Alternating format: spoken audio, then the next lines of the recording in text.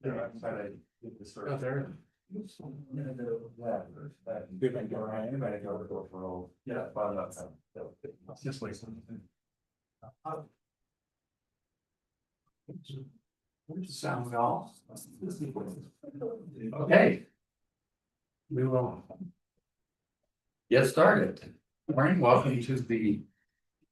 Thursday, May 14th, 2026 meeting, monthly meeting of the Senegal County Planning Commission. We got to provide call to order at 9:30. 1.5. First item on the agenda is going to be approval of minutes, planning commission staff comments. And yes, we will fix the spelling of Hallie's name in all minutes. Oh, well, on that note, I'll move to, Okay, moved I'll second. and seconded. Approval of minutes. I believe I skipped that meeting, so. Oh, you're gonna skip your vote? Yeah. Okay. You're right, you were there. I'll vote yes. Oh, yes. Josh? And Matt was also there. Yep. Aye. That's 9. Our minutes. Do it under a minute. That's our rules. Mhm. Minutes. Yeah. Except for misspelling. So it's going to be the summer of land use code amendments. We got a lot of stuff that we need to work on. Today you're going to have the work session on natural medicine next month. We're going to be having a wildfire land use code amendment to match the wildfire resource or the wildfire resiliency code. Yeah. And also adding Mountain Village as a qualified owner and for affordable housing. We're continuing to work on forestry and oil and gas and geothermal. And sometime this summer, we hope to have another joint work session with the BOCC on those. And then next month, we should have the natural medicine code amendment on the agenda. And we've also issued a new non-conforming lots code amendment that has 2 options for consideration, and we'll have that on the June agenda. And then we're working on a update revision of our subdivision regulations, one to create a subdivision process separate from PUDs. As we found, sometimes that does happen. And then also to create a minor subdivision process and to create an exemption for condominium and possibly duplex types of development. So things to watch out for this summer. Anything else you guys can think of? Covered it. So, okay. Any commissioner question? We still have, note for the public, we still have one alternate member seat available. Should you be interested, there's application information on the county website. And then we had 2 public hearing items that were on this agenda. The Garlock special use permit for social and scenic uses has been tabled. They'll let us know when they're ready to resume and we'll renotice it and reschedule it. And then there was the Crockett special use permit for construction and contractor staging. They did withdraw that application. So those 2 items will not be heard today. How was the West End? Yeah, PC Mesa and Wrights Mesa. All right. John, can you move your mic down so it's not right where Grace faces? Want to see her when I talk to her. Thank you. Okay, well, that swings us past items 1 through 4, and now item 5. Land use application in Marion Lot 415, PUD. William Valley. So Nicola has, or no, John has this one. Morning, commissioners. This land use application is a recommendation to the Board of County Commissioners. It's the first of 2 steps. It's a substantial PUD amendment to add 1,200 square feet of floor area to lot 415 in the Lawson Hill PUD Ilium area.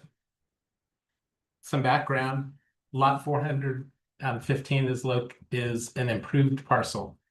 An approximately 6,000 square foot metal frame industrial building was constructed in 2008. And an auto service garage and tire shop leased the building until 2019. After the tenant vacated the building, the previous owner divided the building into 3 separately addressed units, A, B, and C. The applicant is Toku Industries. Takanori Kondo is the representative, and also represented by James Mahoney, attorney.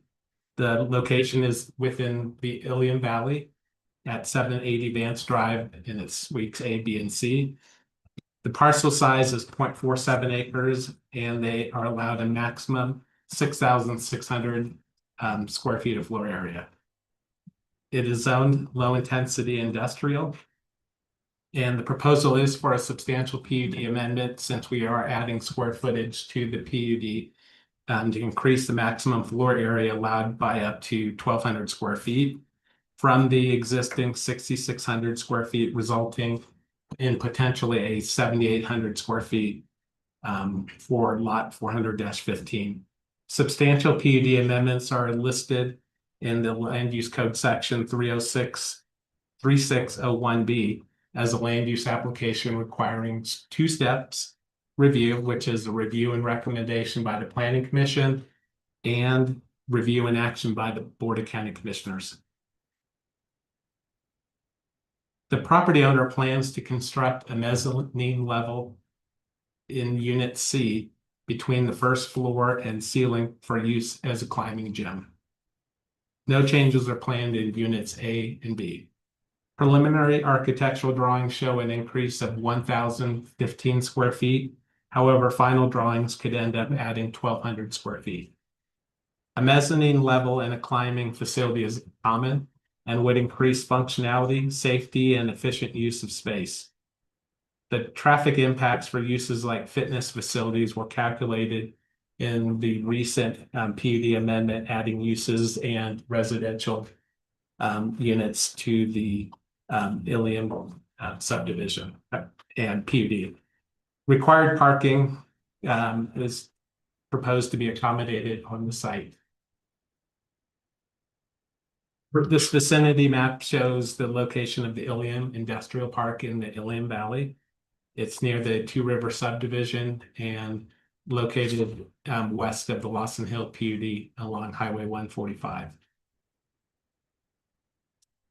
The aerial map shows the single building at 400-15. It's an industrial style building and has the ability to accommodate parking on the site. Lot 415 is located at the 780 Vance Drive with units A, B, and C. And the property's sewer and water is provided by the Ilium Property Owners Association. This proposed floor plan provided by the applicant shows the first floor and proposed mezzanine as envisioned by the property owner to be used for a climbing gym. The mezzanine level is proposed between the first floor and the ceiling. As we stated, it's common in gym spaces and would allow for greater functionality for the proposed climbing gym. It will not increase the building's volume or footprint, nor would it increase the intensity of the use. And it could allow the gym to function more safely and efficiently in their space. This parking and trash plan provided by the applicant shows 22 parking spaces.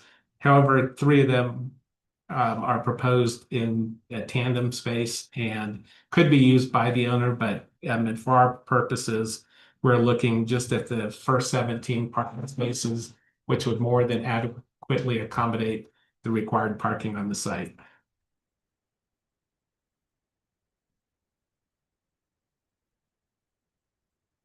The Lawson Hill development PUD matrix is a required, is a document that has provided for showing what can be used and what can be maximum floor areas can be provided for on a site. The existing lot shows the 0.47 acre area.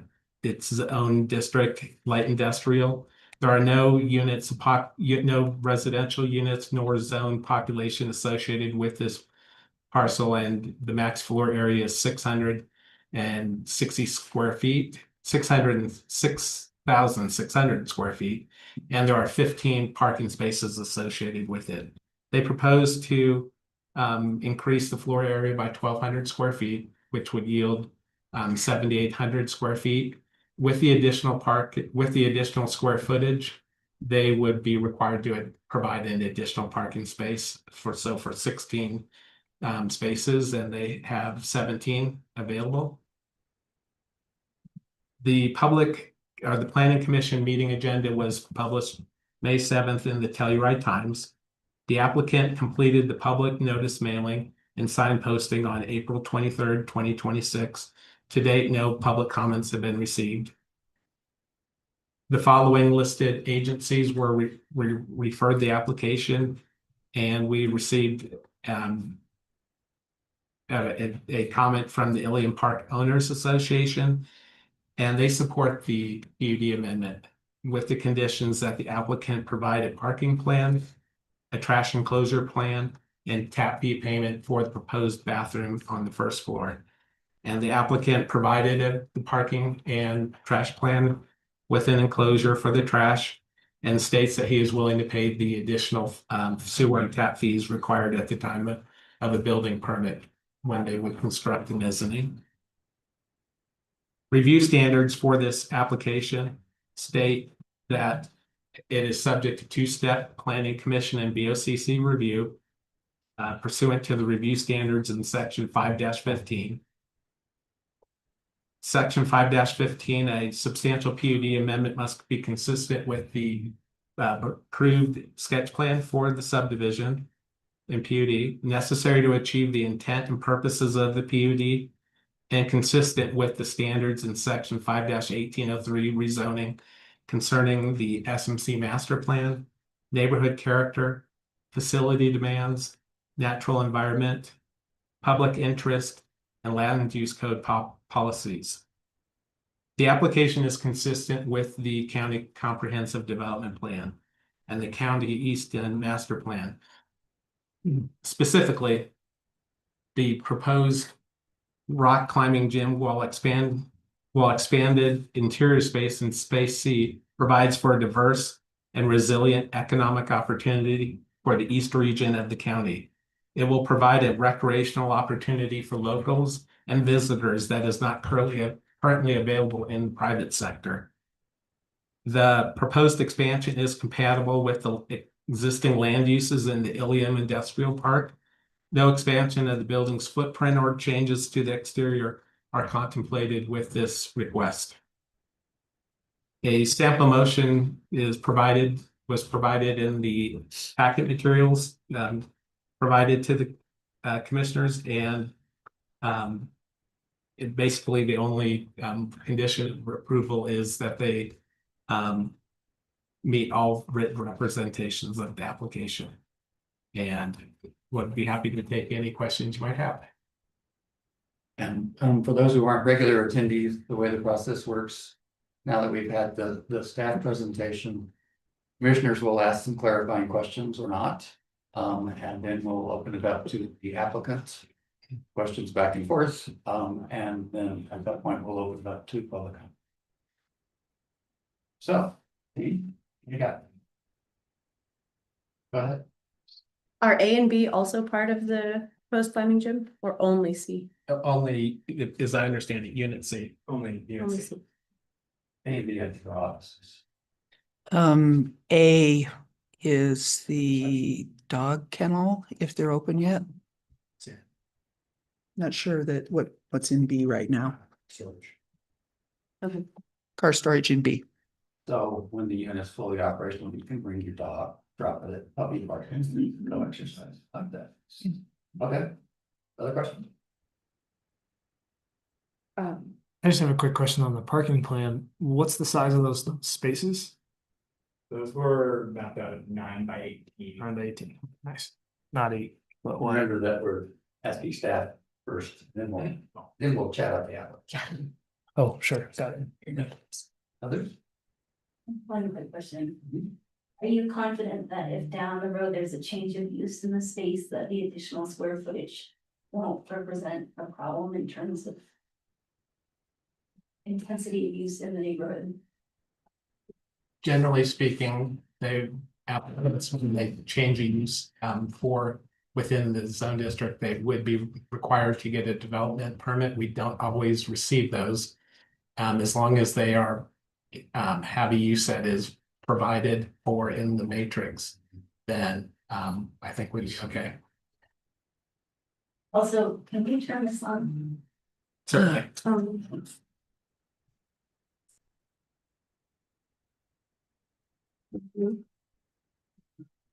That's the question. Absolutely. I'm curious, if there's already water and sewer to the building, why do they have to pay another tap fee? It as part of the IPOA. It's how they assess their water fees. I'm not familiar exactly with how those are proposed, but it is a requirement for their approval. Okay. I think that's all I have. No, Nope, nothing. okay, Good, yes, good. well then let's turn to the applicant. Welcome. Hi. You are, My name is Takanori Kondo. I'm the current owner of the building and will be an owner operator just in that one unit. I'm working to get a climbing gym in our community. Like John was saying, the proposal is to increase the floor area that will allow us to put more climbing wall space, and which wasn't shown on that plan exactly because we haven't finalized it, but it ends up taking up a lot of space. I mean, it attaches to the wall, but then all the padding for safety ends up extending beyond the wall, of course, for safety reasons. And without the mezzanine to offer the kind of base amount of wall space that we would want, we have to take up a lot of that first floor, and then there would be not much left else besides the kind of mandatory things we need to provide, like bathrooms and storage and mechanical. And then so with adding the mezzanine, we can expand that and not have people crammed in, have it be more of a safe environment and just like comfortable people not having to worry that they're on top of each other and able to hang out and have it kind of be a space where like at least we're hoping that kind of community can go there too. And to speak to the water tap question, based on the tap for each building on a lot, there is a base fee with a certain amount of fixtures allotted. And since we are adding fixtures into this unit with the renovations, namely the bathrooms, when we've gone over the base allotment, there are per fixture fees that the HOA is having us pay to account for the increased water use. And that goes to, my understanding is that goes to the IPOAs supporting the water and sewer infrastructure. anything else you want to volunteer about your plans? I think that's it as far as this application goes. Florida, of course, we'll be have permits being submitted to the building department with more specifics on the exact layout. Okay. Then we'll turn to the commission for questions. I have a couple. I'm sure whatever might happen would be subject to the HOA's DRD design review or whatever function they have in it. Were you planning on any kind of outside renovations, painting or signage or? Signage and adjusting window and, well, adjusting door locations and adding windows. To make the space more usable. Mhm. And it's strictly a climbing gym. Climbing gym with a modest weight section, which is common for climbers to be able to train off the walls as well. So no correlation, just remember back to when we did the extension, when we reviewed the matrix and made those changes, that there was a strong body of support for the local gymnastics team who was down there, but this is not related to their efforts at all. This is not, we will not have, we'll have padding, safety padding like they will, but we won't have any gymnastics. And I'm just curious, on the floor plan or the lot site plan we're looking at here, there's a little, is that a little trail back behind the building? It's a large embankment between the two roads in the Ilium. Okay, so. Or it might be retaining, there might have been a line of retaining wall, Okay, or power lines. I know those also are lined that run across the map. but there's no traversing to the upper street. Not like directly uphill. Yeah, to street, okay. Cool. Others? Questions for the applicant? He knows I always have questions. That's why it looks that way first. I was just curious what your designed capacity will be, and given the other uses for A and B, is there adequate parking for your gym to be at capacity and also service those other two office spaces? So fortunately, the other anticipated peak time for climbing gyms and regular gyms as well. It's usually like after work is like the peak usage time. The current use in the tenant in the middle is car storage, and that's people coming in and out to pick up cars that they have stored there. So that's not a high traffic. And then the dog boarding and grooming, that's expected to be more like grooming to be more of a daily 9 to 5 hours. And mostly to be pick up and drop off of pets. So the gym space would have the most like parking and staying. And we spoke with the fire marshal, who was saying that based on the floor area approximation, we'd be fire code, the occupancy, I think it's assembly occupancy would be around 60. But we are thinking that again with how much space like climbing pads take up, like they'll take up like 15 to 20 feet off the wall, and that's all fall zone, so it's like only a few people at a time.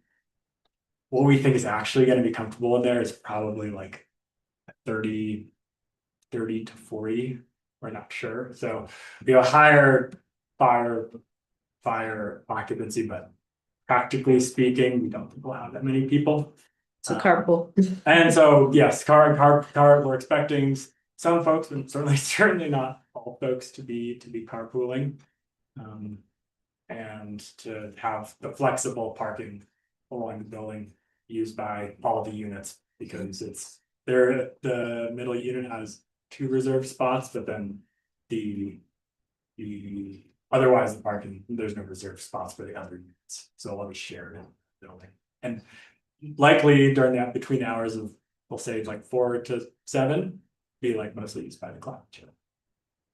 So as a follow-up, is your car storage in those 17 spots, or are the cars being stored? Those are inside, there's like lifts inside the middle unit, so they have like, it's like a dozen cars.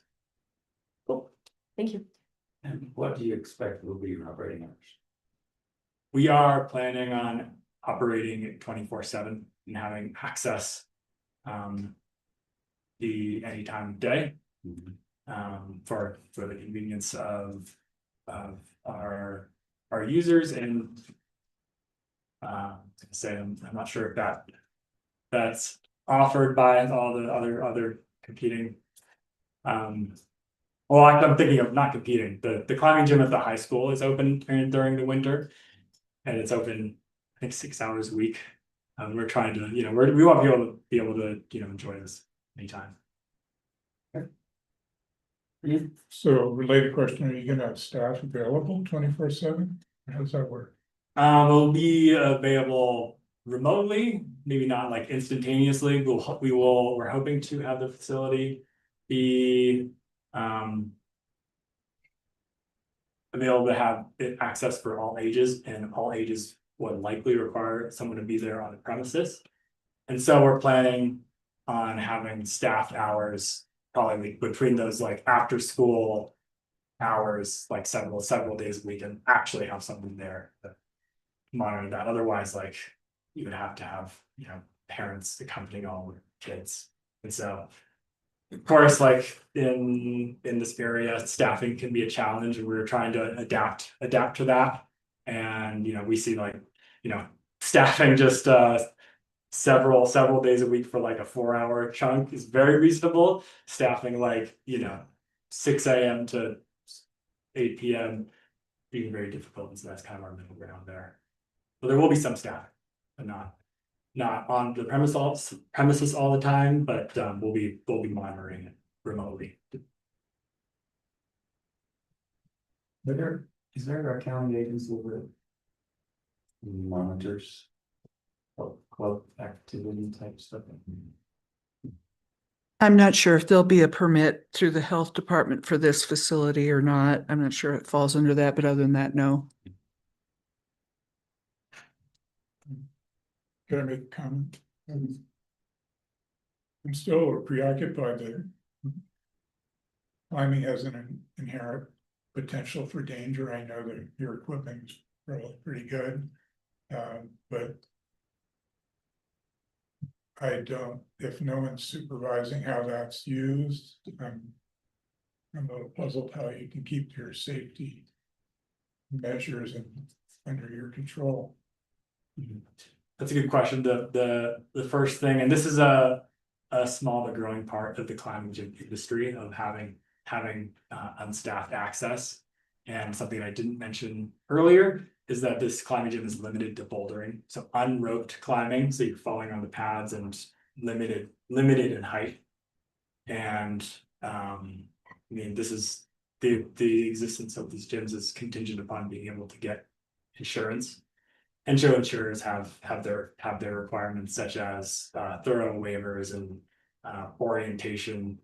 mandatory orientation videos, and follow-ups in person during staffed hours to mitigate that.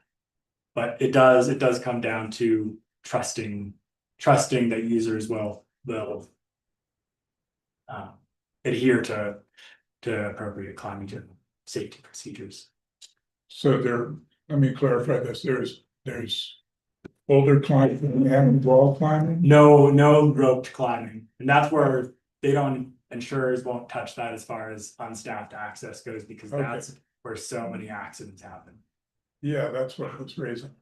Yeah, so many like bad accidents. You get a lot of rolled ankles and those kinds of injuries in bouldering. Those are common, but not as severe as someone doesn't clip into a rope properly and falls from 30 feet. Right. Okay, thanks for clarifying. Sir. So what is the height? I'm just curious to understand the height difference between bouldering and roped access. So generally, bouldering stops at 15 feet. Is kind of the industry standard, with about 1 inch of padding per foot of height above the pads, and anything beyond that you would need a rope. And so our bouldering wall will have no hold higher than the 15 feet, so that our insurance, we don't get denied for insurance. And we'll have climbing wall on the bottom floor, and then a small one on the upper floor, or mezzanine. So in the event that someone does get injured, what's your protocol? So we will work with insurers to figure out exactly what they want, because they've thought a lot about this to make it something that they want to risk, that they want to take on. It would likely be a policy of, based on what I've found researching with other gyms, is that it would be a policy of maybe keeping your phone on you, or having a system in the building that's like listening, like kind of like an Alexa that you can call out to if you get injured, and like say you have a lower body injury and you can't move. they need to be able to call out to that and call for emergency services. Assuming you're conscious. Assuming you're conscious, that's the, those are the edge cases where that could certainly be a compromise as part of the climbing gym industry. Would you have a video feed to see what's going on in your gym? So that will, not only is it a requirement of insurance, but we'll have cameras to be monitoring and recording, as well as we'll have one at the front door that will be flagging anytime that somebody tailgates behind, so like someone has access and someone walks in behind them. That's a thing not only in the climbing gym industry, but just 24/7 access gyms. So there's technology to be able to see that, like, oh, there's two bodies moving through this door. This one is not, hasn't signed a waiver, hasn't gone through the orientation process. Or maybe they're a member, but it'll still notify them. That's the numbers. Yes. And you do have a building full of first responders, like 300 yards away, with the head of the sheriff's. Yell really loud. Speakers from the outside of the building. Any other questions for the applicants? Okay, let's open it up to public comment. 3 minutes, state case or your question, and please identify yourself first. And we'll alternate in-house with online if we have that kind of interest. So anybody on side like to make a comment, question? Yes, sir. Working Smith, I think it's a great idea. That's all I have to say. That's my comment. Well, let's make note of that. You're welcome. Okay, anybody online? In the public, questions? Raise your hand at Zoom land. If not. I need some theme music to come off, right? Okay, we'll close the public comment. Move to discussion and vote. Thank you for your information. Appreciate that. What do you think, Matthew? Sounds good to me. I'm ready to make a motion, but if you guys want to talk about it, we can. Anybody have any pre-motion conversation? Fire away. Go ahead. Did you have something? I was just gonna say that I think your questioning was really on point in terms of rope climbing, but there are many climbing gyms that are 24/7 unstaffed in terms of weightlifting in the weightlifting world. I don't know as much about the bouldering world, but the unstaffed bouldering does not alarm me anyway, unstaffed. So I like your line. Your line Special use permit. So yeah. So none of that's really relevant. Yeah. Mostly curiosity. I Yeah, think we can depend on the insurance industry to cover themselves. exactly. That's my feeling. If they're willing to sign off on this, then I feel more. So, Matt, Yeah.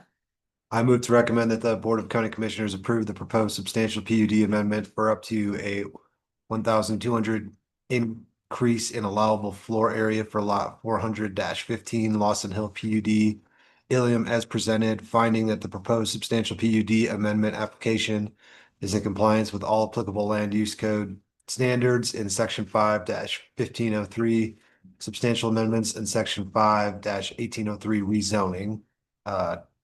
Condition being all written representations of the applicant in the original submittal and all supplements are deemed to be conditions of approval, except to the extent modified by this approval.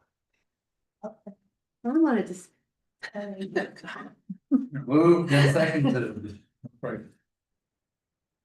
Thoughts or vote?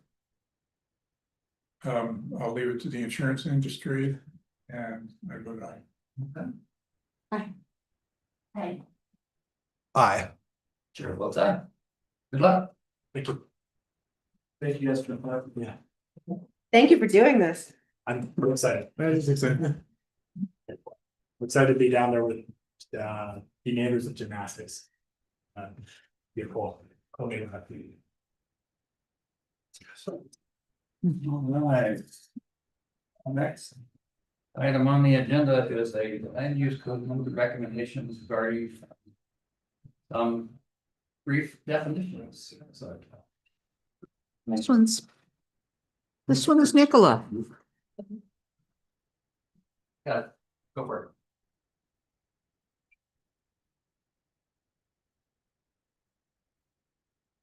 Okay, well, continue without me. Good morning, commissioners. This is pretty simple land use code amendment. The purpose is to add a definition for the term footprint and to also clarify basically how large accessory dwelling units can be. So this amendment was initiated by staff, and we identified that we were lacking a definition for the term footprint in the land use code. We use the term footprint to regulate the size, the maximum allowed size of a couple things such as accessory buildings in the F zone, footprints in Lawson Hill. And then we also realized that the statement, the maximum size of 800 square feet for accessory dwelling units is not super clear because is that referring to floor area or footprint? So we wanted to clarify that.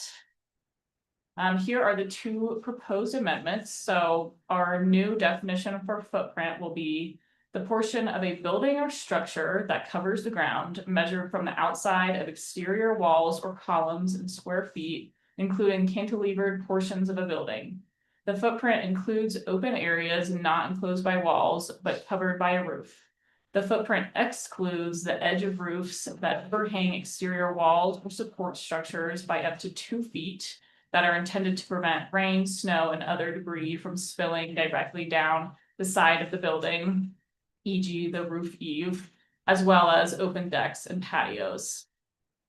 And then for the accessory dwelling unit, we changed that limited to a maximum size to limited to a maximum floor area of 800 square feet. And floor area is different from footprint because floor area, you can have a 3-story building and that floor area is counting, you know, all 3 floors, whereas the footprint is just referring to how much space it's taking up on the ground itself. And so this meeting was noticed in the Telluride Times last week. And we did refer this to all the towns. I did get a comment or two back, but mostly just with confusion between what the difference between square footage and a footprint was, and was able to explain that to any town representatives that needed a little further clarification, but I didn't think that they were pertinent to include because it might just muddy the waters further, but no substantial comments were received. And then our review standards, that this is drafted in a form consistent with the land use code, and that this is necessary for land use and development, housing growth, or related issues as adopted and amended from time to time. And here's your sample motion. So this is really just housekeeping and clarifying some things that were maybe currently unclear in the land use code. And let me know if you have any questions. Okay. I have, You might want to slide, please, Mike, to be a little more. my only real question was why are ADUs capped at 800 square feet? So the ADUs, we have a couple different words for them in the county. For example, in the forestry ag, they're called caretaker units, and those are capped at 2,000 square feet. So the accessory dwelling unit refers specifically to ones in the high, medium, low density zone districts. And those are capped at 800 square feet just because they're in denser zone districts, and that's how it's always been. But really just they're meant to be rented out, hopefully long-term, maybe to a local, and I think maybe the idea was keeping them smaller would make them more affordable, but I really can't speak to why those years ago when the land use code was created, they settled on that 800. Because it seems to me that like market forces would probably keep them small most of the time anyway, but that the opportunity to create somewhat bigger spaces for families is valuable. So maybe that's something to want to look at. Yeah, generally, one of the ideas is to maintain the appearance of the, the single family zone districts at, and by limiting it to smaller ADUs, it doesn't look as much like there are there's more density, more development. So, and likewise in the F zone where the caretaker units are allowed, there's other restrictions that say that the caretaker unit must be located within a certain distance. And that's to keep the appearance of the full 35 acres. So it's kind of the thinking behind it. Certainly if we want to talk about changes, that would be a discussion for a different day. Yeah. Supporting the idea that we might revisit that given. Yeah. The current realities. Yes. 800 square feet is like, what, 2 containers? I mean, Yeah, I mean, what we're doing here is changing the max size of 800 feet to the max floor area of 800 feet, which is. We're still capped at 16 feet of height, and so is that two floors? Can you get 2 floors into 16 feet? you can. So we're basically limiting the ground area to a 2-story building to be only 400 square feet, which is tiny. But we could instead say a footprint of 800 square feet. No, so it's the maximum floor area, so it's either 800 square feet all on one floor or, 800 square feet spread out over 2 floors. I lived in an 800 square foot caretaker for a lot of years. And it was basically a, smaller second floor and a larger first floor. Something like that, yeah. But if we were to say, instead of changing that 1302B to B to be floor area, if we said footprint, we are effectively making it quite. I wouldn't recommend doing that. That would cause all sorts of consternation and snowball effects through the rest of the code. So right now, today, let's please just stick with changing size to floor area, which is consistent with how it's been implemented and interpreted for many decades. So then could we increase the 800 square feet? That would be a discussion for a different day. We couldn't do it today because we already sent this out, unfortunately. So Yeah. if we were having any grand ideas, we would need to certainly send it out for another round. Because that's not redlined? I mean, it's absolutely in the Yeah. edit we have here. Yeah, what you're talking about is a larger proposal that involves a number of other sections of the code. And we actually have an opportunity in the housing code update that we're working on to maybe talk about that. That would be a more appropriate time to talk about that. Right now, today, changing the 800 square feet, just not the time and place. But while we're house cleaning, we're looking at the walls and. So. Let's do the house. Yes. Yes, sir. I know that the county land use code currently talks about natural buildings like adobe cob and true adobe cob and straw bale with respect to footprint versus floor area, and this doesn't change any of that. Right, so. No, we have specific definitions in the land use code about how we measure floor area if somebody's doing adobe or cob. Right. And it actually gives the, because normally we measure to the exterior of walls. Exactly. So And it's if like it's they- bringing this in line with. Yeah, if that they- thinking. If they decide to do adobe or cob, there's an exception that says where we measure to, so they're not penalized by having the very thick walls. Exactly, yeah. So it feels to me like this is kind of unifying things more than. Because walls are getting thicker, insulation. This isn't changing the definition for floor area at all. It's just adding a definition for footprint, which we previously lacked. Okay. And we do regulate footprint in some areas.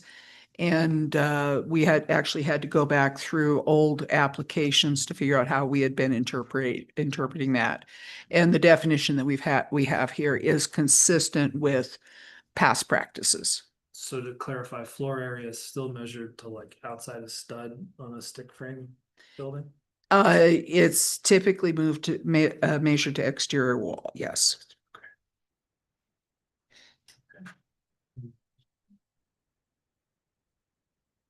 Are our definitions consistent with the building department's definitions and usages? As much as we can, our floor area definition is not 100% consistent with the building department, but we've made it as consistent as we can. And we actually did some changes to the floor area definition last year, year before. So we've, yeah, it's been looked at fairly recently. And footprint is not a term they use, or it is consistent with them? Footprint isn't a term that the building code uses. It was just something that we were regulating but not defining, which is a really bad idea. Other question?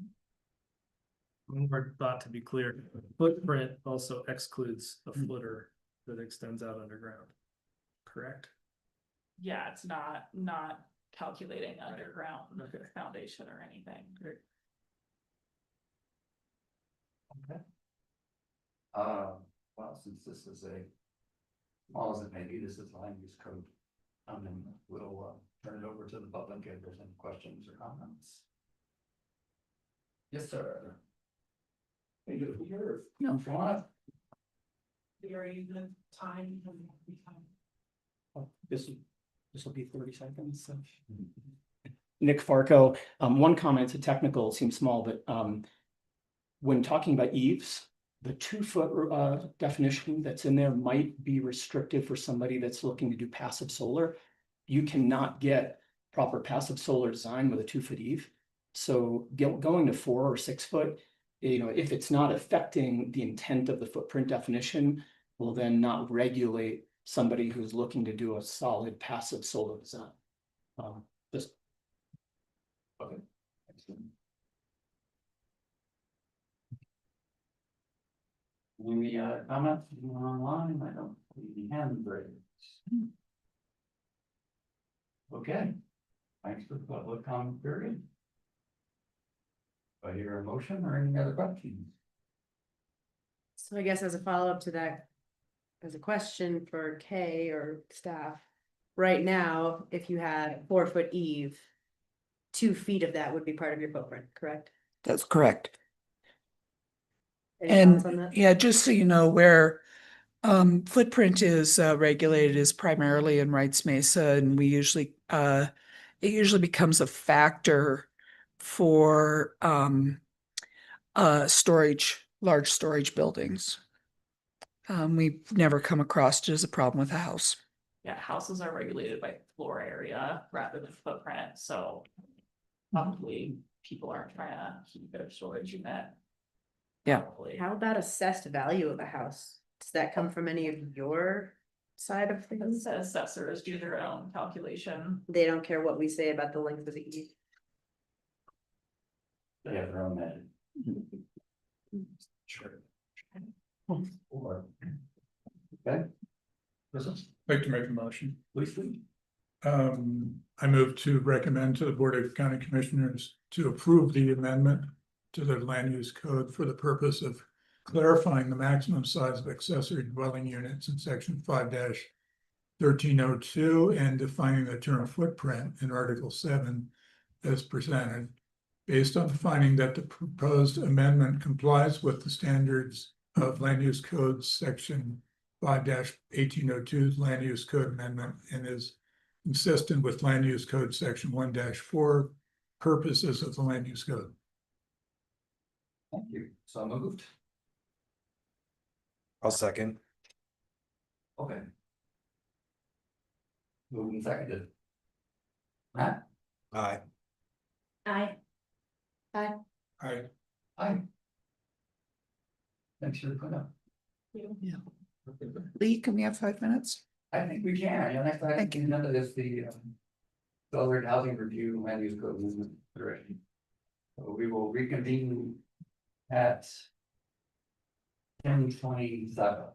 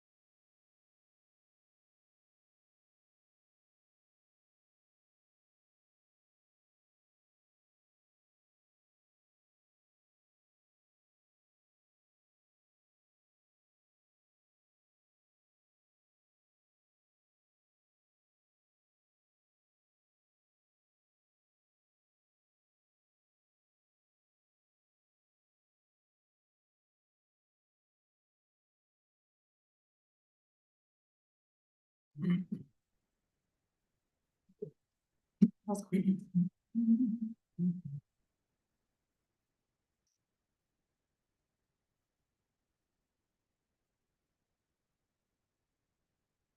progress. Yep. Stop. Picked up all the side conversations too. We had the room muted, so you were good. Okay, welcome back, everybody. Thank you. We will now take up the next item on the agenda. The land use code amendments proposed for the accelerated housing review. Okay. Yeah, good morning. Okay, is this going to advance? There we go. So, by way of background, Proposition 123 or 123 was created by the Colorado State Affordable Housing Fund, which was approved by state voters in 2022. San Miguel County is participating in the Prop 123 program and has a local planning capacity grant through that. To qualify for additional funding, the county must have a fast track review process for affordable housing. And this means by that additional funding, that's not just a limited pool that's been discussed within the short term, but also the long-term funding. So continuing to be eligible for Prop 123 funds in its entirety is a accelerated review, or fast track review as the state calls it, is a requirement. So to qualify for that funding, the process must include a final ability to have a final decision within 90 days for a qualified housing project. It is required for affordable housing projects where 50% or more of the units are affordable. And it is not required for every development project or application type. So the code amendment that you have before you today was initiated by the Board of County, at the direction of the Board of County Commissioners, because they would like to, continue to be eligible for the all pools of funding through Prop 123. The proposed amendment has a number of sections, the first being applicability, and it's available to projects with, sorry for my typo there, with at least 50% of unit, in which at least 50% of units meet the following criteria. And rental housing is at or below 120% of the area median income. DOLA requires at least 60%. We chose 120%. For sale housing is available at or below 200% of the area median income. And DOLA required 100%. We chose 200%. And then costs for housing must be less than 30% of household monthly income in order to prevent people from being cost burdened on housing. The land use code also lists a number of eligible projects that are for accelerated housing review. These include development permits, building permits, variances, special use permits, planned unit development amendments, and then construction or engineering documents that may be required in the types of applications listed above, and modifications of any of the above projects or required drawings.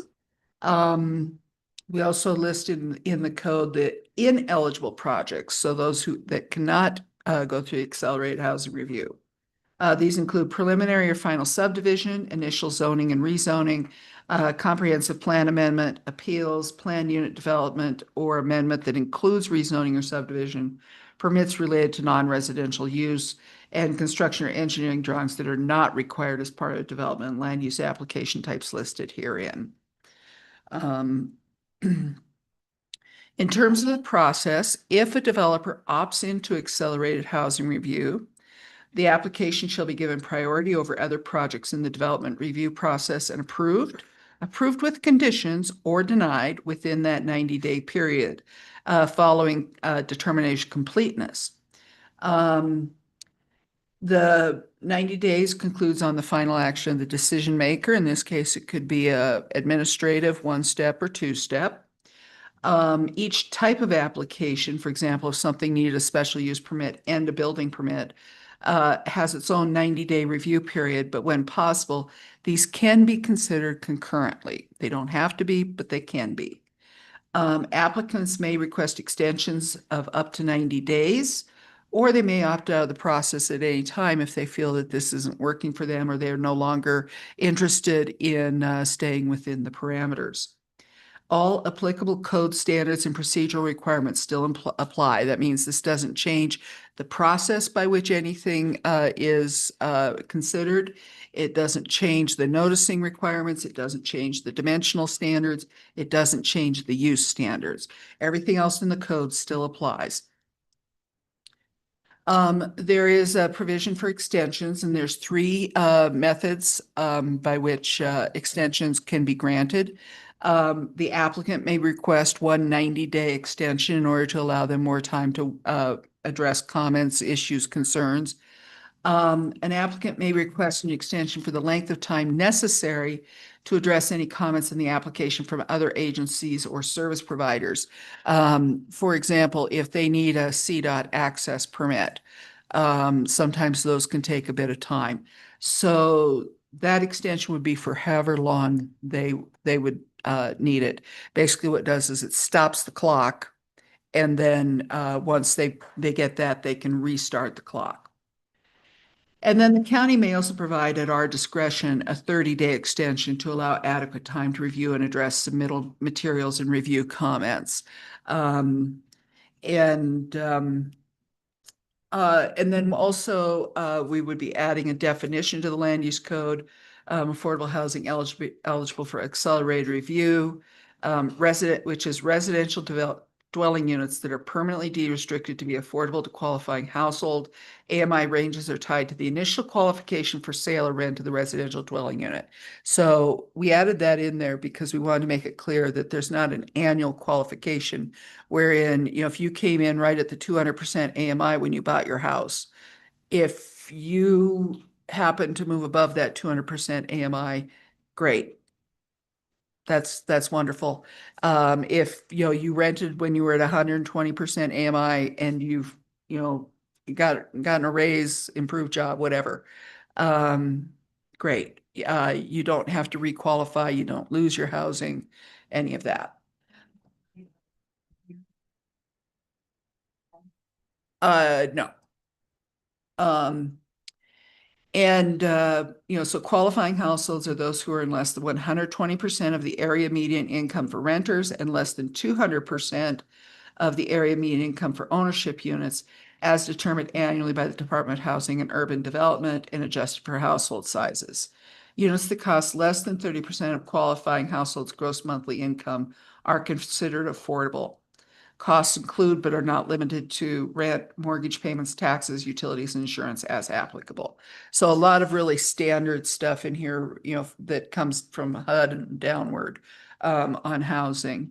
But we did need to define what accelerated housing for accelerated review was versus affordable housing as it is regulated in the rest of our code. So in terms of what accelerated review does and doesn't do, it does require the county to prioritize review of qualified projects. Generally, when somebody submits an application, we take things in order, whether it's a building permit review or scheduling for meetings. We take them in order received. What this does is allows projects to jump the line. And it does require the decision maker to render a final decision, whether it's approval with conditions, or denial within 90 days of submission of a complete application unless extensions are granted. It does not change the review process for a project. So if it's two-step, it's still two-step. If it's administrative, it's still administrative. It does not change land use code requirements or development standards. So it doesn't increase density or height or modify setbacks or anything like that. It doesn't obligate the county to approve a project that does not meet the land use code requirements or standards. It does not obligate a developer to opt into accelerated review. And it does not allow the creation of more market rate housing in zone districts where it's limited. And, the ones where we specifically have limitations is the affordable housing PUD zone and the community housing zone. So all of those limitations still apply, although this says it can apply to projects where 50% or more is affordable. It doesn't mean that it gets to override those other zone districts. As an example, somebody could be coming in with a house and they decide to build an accessory dwelling unit and they're going to deed restrict it so they don't have to pay, or they get an offset on their employee housing mitigation fee, and they agree that they're going to meet the 120% rental rate. They could then say, I'm opting in to accelerated review. What that does is it moves them to the top of the queue. And then we follow all of our code requirements and steps. Be the top of the queue for the ADU. It'd be the, well, it depends on how the permit comes in, if it's one permit or two permits. It really varies. So, and the ADU has to be approved and built at the same time as the main structure, if that's what they're using for their mitigation. But that's just by way of an example. That would be something that's administrative. Whereas if somebody was, had community housing zone district, whether it's a 1-step or a 2-step, it would still be that 1 or 2-step, and it'd still be subject to all of the restrictions within there. Can I ask a quick question on that before we Yeah. divert? Does this serve as an incentive then for someone who's developing a property with a larger main house and a ADU that would be potentially deed restricted? Maybe they get their whole project approved faster if they decide to deed restrict an ADU? Yeah, it could be, for any level of project, not just that scenario. Sure. But when it comes to developing housing, time really is money. And that is why the state put the fast track review process in the code. Especially some of the larger cities on the Front Range, they're notorious for taking years. And you know how much, the financing and the costs can change over that time. So that really was the intent for the state by requiring fast track review. They wanted to make sure that we weren't costing people more and making projects more unaffordable by taking more time. So this went to the Strategic Stakeholder Roundtable Group, which was formed to help provide feedback and advice as we're going through the Housing Code update. April 27th, we did have a meeting. We had 7 members in attendance. And of those, 2 were in favor of adoption and 5 were opposed. And the main concern stated by those opposed was that they felt consideration should be concurrent with the other code amendments, which will be coming later this summer. And some also asked about limiting the size of accelerated review projects. And then following that, 2 members who weren't able to attend the meeting have written letters supporting the adoption. So we're now 4 to 5 on it out of 12 citizen members. And then there was also a March 2nd meeting where we discussed the AMI thresholds, and that's where we, decided to increase it from the 60% and 100% to 120%, 200%. And just as a point of reference, the AMI for a family of 4 is 119,500. It's 2025 number. So 200% of AMI, you're looking at $239,000 income. And then we did have a discussion as whether housing costs should be allowed to be greater than 30%. That would be inconsistent with the DOLA guidance. It would be inconsistent with CHAFA guidelines, which is often a source of funding for and financing, and also inconsistent with HUD guidance. And additionally, it would erode affordability and create a housing cost burden on both tenants and owners, and that's not our goal. We sent it out to a number of referral agencies within the county. with all of the towns, of course, plus the housing authorities, the school district, Telluride Foundation, Bright Futures Rural Homes, TAR, Telluride Institute, and Telluride Ski and Golf. And then the draft was also sent to DOLA for a courtesy review. They're the only entity that we received comments from. And we have addressed their comments within the draft that's presented today. Most notably, they asked that we make the extension requirements more in line with their recent guidance. And then they also had asked us, why didn't we have certain types of projects listed in our eligible list? And simply because we don't have those types of projects here. So we don't want to imply that we're regulating something that we don't even regulate. So. Can I ask like what? Site plan. A lot of places will have a step called site plan. We don't have that. We have development permits and building permits. The meeting agenda was published on the county website and also in the newspaper. The draft code amendment was posted on the county website. There was an email blast to stakeholders prior to the March work session. We've run display ads in the paper, and we've also done social media posts. So using every means we can of letting people know about this and other code amendments.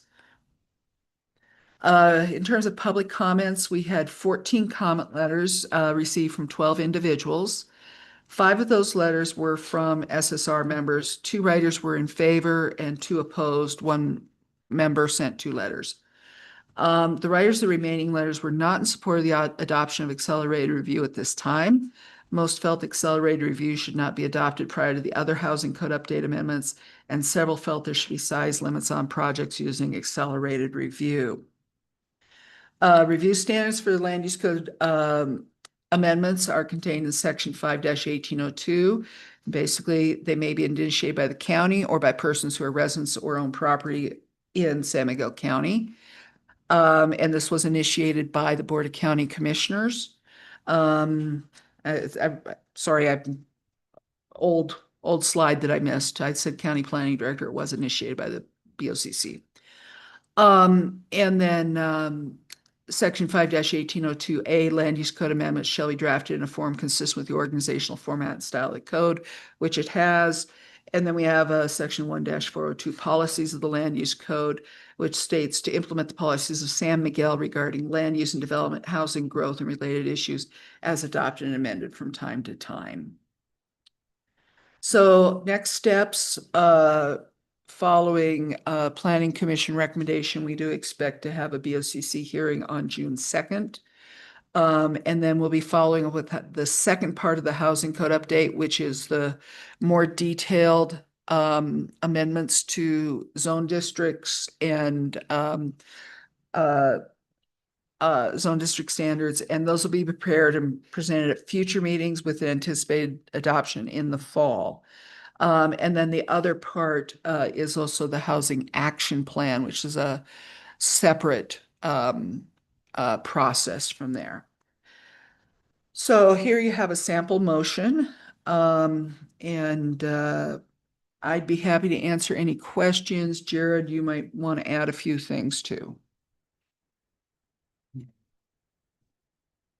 Okay. Commissioner. Wait. I noticed that the draft text appears several times in the packet, some from commenters from the April version. There's the version that you guys included. One thing that doesn't show up in the text that is proposed today is initial zoning or rezoning, but it is on your slide. Yes, yes. So when we sent out the initial packet, I did not have the latest version. There was an internal problem. And I won't bore you with the details, but we had a little bit of a versioning problem, and an amendment that had gone out in late April had not made it into the proper place in the network files. So we sent out a supplement to the packet on Tuesday that did have the corrected version. I downloaded that version and I don't see it. The 107 page PDF. So the 107-page PDF, no, what came out on Tuesday? Could I actually speak to that? The 107-page PDF, that is on page 90 of that 107-page PDF. Yeah, Is the correct one? Is the one that has the amendment to include initial zoning and rezoning. So which one should we be looking at when we consider the text for approval today? The one that was with the memo that went out, I guess, on the memo that was supporting today, or is there a different version somewhere later? so if you look here at the packet, this was the big packet. And then there's the second one, the packet supplement. Yeah. And right here, this one has it. And that is what we should be looking at, and that's page 90 of the. Yes. Perfect, thank you. So we are considering including that language. Initial zoning and rezoning is ineligible for accelerated housing review. Yes. Great, thank you. And I, just for my purposes, if the chair allows, that was a conversation that we were having after, I think Kay was out of the office one day. She had published the packet. We had ongoing conversations both with individual stakeholders, with the Department of Local Affairs. And so we had made an amendment to include that, because there was a little bit of a question with the Department of Local Affairs of, can we not include that? It is allowed to be excluded very clearly within their guidance. And so we just said, let's put that in our exclusion list to be more clear. Yeah, I mean, it was an SSR comment that came up repeatedly, so I liked seeing it there. And I just wanted to mention, as most of you know, we had the meeting of the joint meeting where we discussed many of these amendments, the things that maybe we should have included, adjustments. And that is where you may recall previously, we didn't have a list of excluded, right, at all. So one of the things that was requested out of that meeting on March 26th was, to kind of make absolute clarity of what counts and what does not. And so that's where we continued to cultivate that list, right? Right. Okay, but it's a significant point. Because one of the things that draws public attention and participation is often a zoning or rezoning conversation. So those typically take more than 90 days to solve. So that's everybody clear that that's excluded. As currently stated. Okay. Yeah, Kay, on your slide 6, which you don't necessarily have to bring up, but to give you the context. The only way for an application to get into fast track is by way of a developer request. That's correct. We don't place people into that. The developer has to request it.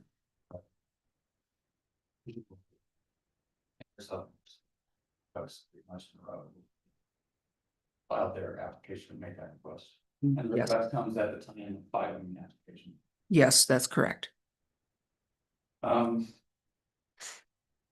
In practice, with the various potential clauses or sorry, what was the word you used? Extensions. Extensions, yes. In practice, your example was a good one. I think of the somebody needing something from DOT. From CDOT.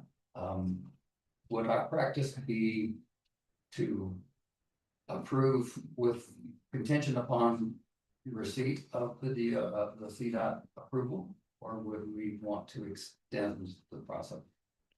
It would be a case by case. It would very much be case by case. There can be some examples where we can, we're comfortable enough where we could say, applicant shall obtain the CDOT access permit and notice to proceed prior to commencement of work.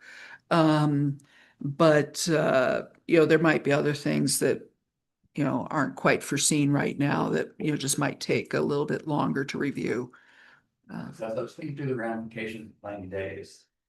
I appreciate there was one of the letters that we got late that pointed out that most of what we work on gets done in 90 days anyway. But That's correct. I think it's worth noting that that's not just our 90 days, that's weed control and Sanford and the city, Town Fire District and everybody else that's a referral. You know, that same thought. Yeah, and you know, just as a refresher for anything that is a one-step or two-step review, the process begins with a pre-application meeting where we advise the applicant of what they need to do and what rules apply. And we issue a fairly detailed pre-application letter. And then once they submit their application, we then review it for completeness. And if there's anything that's missing from that application, we will ask them to provide further information, additional details, what have you. Once an application is deemed complete, meaning it meets the submission requirements of the code, then we certify it as complete. That doesn't mean that there's a finding at that point that it meets the code. It just means that they've submitted all the required materials that are identified in the code as being necessary for their application. And then at that point, that initiates the notification process of mailing, posting, and publication. And it also initiates, we send out the review agency comments, and that's customized according to the type and location of the project. And then that review agency period takes 21 days. And then we need a little bit of time in there to finish up the packet, and the packet has to come out about a week prior to the meeting. And then, of course, we do supplements at least 24 hours prior to the meeting start time. So it's actually, for Thursday, we do it Tuesday afternoon, just because Wednesday mornings get busy. And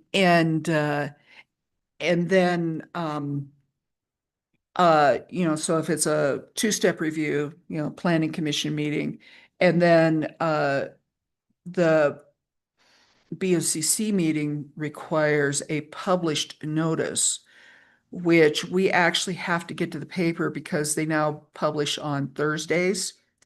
So to meet the 20-day publication requirement, we're actually sending, and the paper deadline for submitting those, we're actually sending notices to the paper 4 weeks prior to that. So there's definitely, we still have all these technical procedural things that we have to follow, and there's no shortcuts.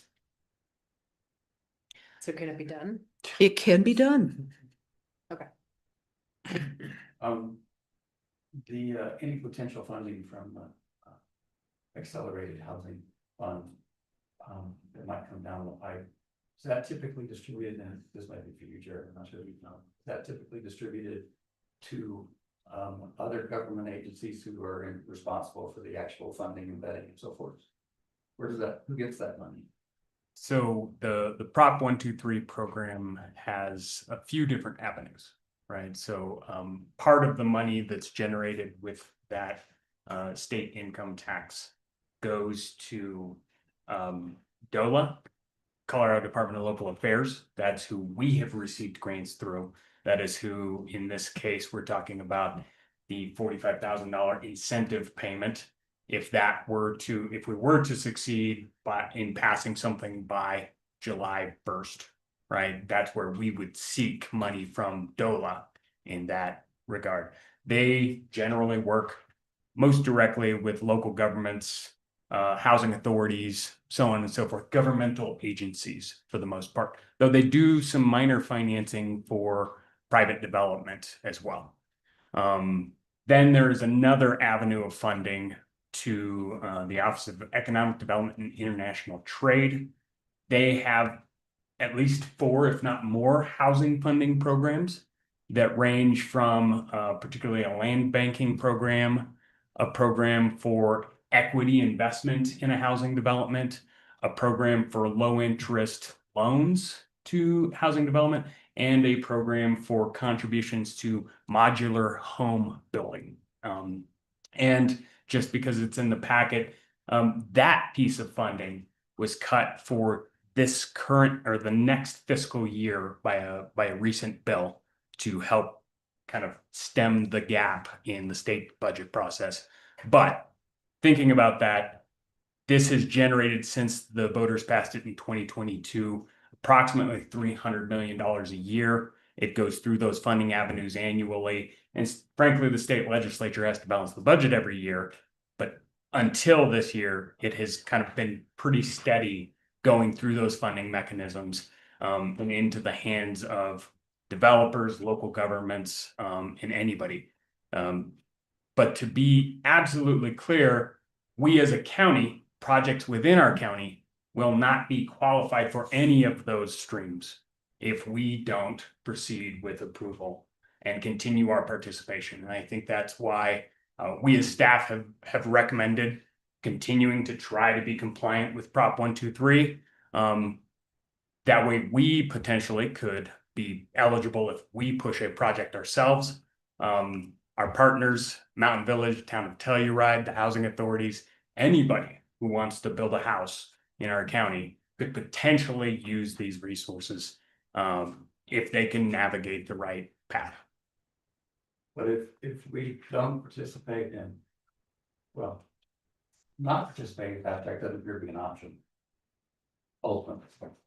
You may, if you follow this like I do, you may have recently seen how the town or the city of Littleton had a referendum where they voted pretty much to not participate. And so it is an option. However, again, it's one of these things where there are now questions of how to fund projects within the city of Littleton.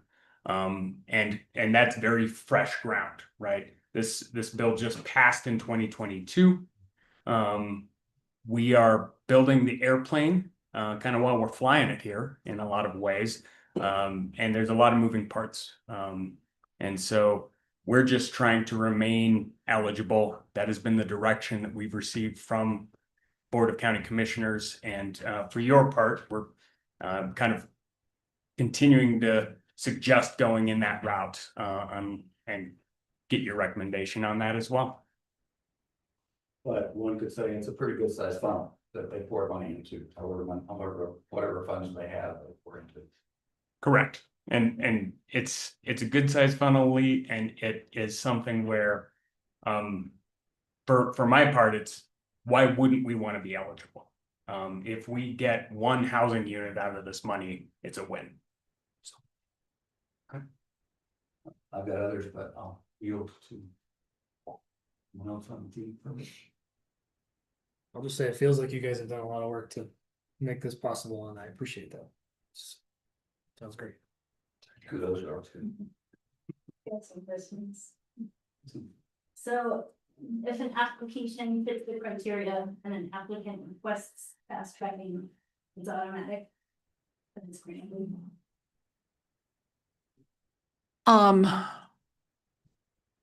What's granted? Yeah, so the fast tracking, you know, if it was something that we were looking at saying, oof, it's gonna be really tough. I think we're gonna have a conversation with the applicant. But generally, yeah, if it's a qualified application, and they apply, we'll, you know, most likely have to grant it. It's not, I don't think there's any route by which we can decline to grant. And if I may, I think this is where our pre-development process is going to be critical, right? Not only for ourselves in understanding how we would walk through the timeline that Kay aptly mentioned, but also to discuss with the applicant what it means, what it doesn't mean, and also what the completeness review will require. Because I think that completeness review for most applicants who come in the door, they may not have all the i's dotted and the t's crossed, but if they're requesting this, I think we're gonna be a little bit stickier saying, well, before we start your clock and we push that button on the completeness review, we have to see these things, right? So I think that it makes that pre-application meeting and process a bit more critical. I guess that's part of my question because, you know, we've all seen applications where it takes a little more hand holding because even though it was deemed complete, they may not have been thorough enough, and then they're working through the process with us. And what I don't want to have happen is that the planning department has to use a lot more discretion about the quality of an application just to get to that completeness because they've asked for this, if that makes sense. So it's like the discretion part of like whether application is appropriate still needs to happen with the boards. If it's a 1 or 2 step review and not at that point of whether it's complete or not.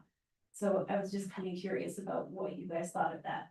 Then again, if I'm understanding correctly, no application that would be a 5-step process would be eligible for fast tracking. Is that correct? That's correct.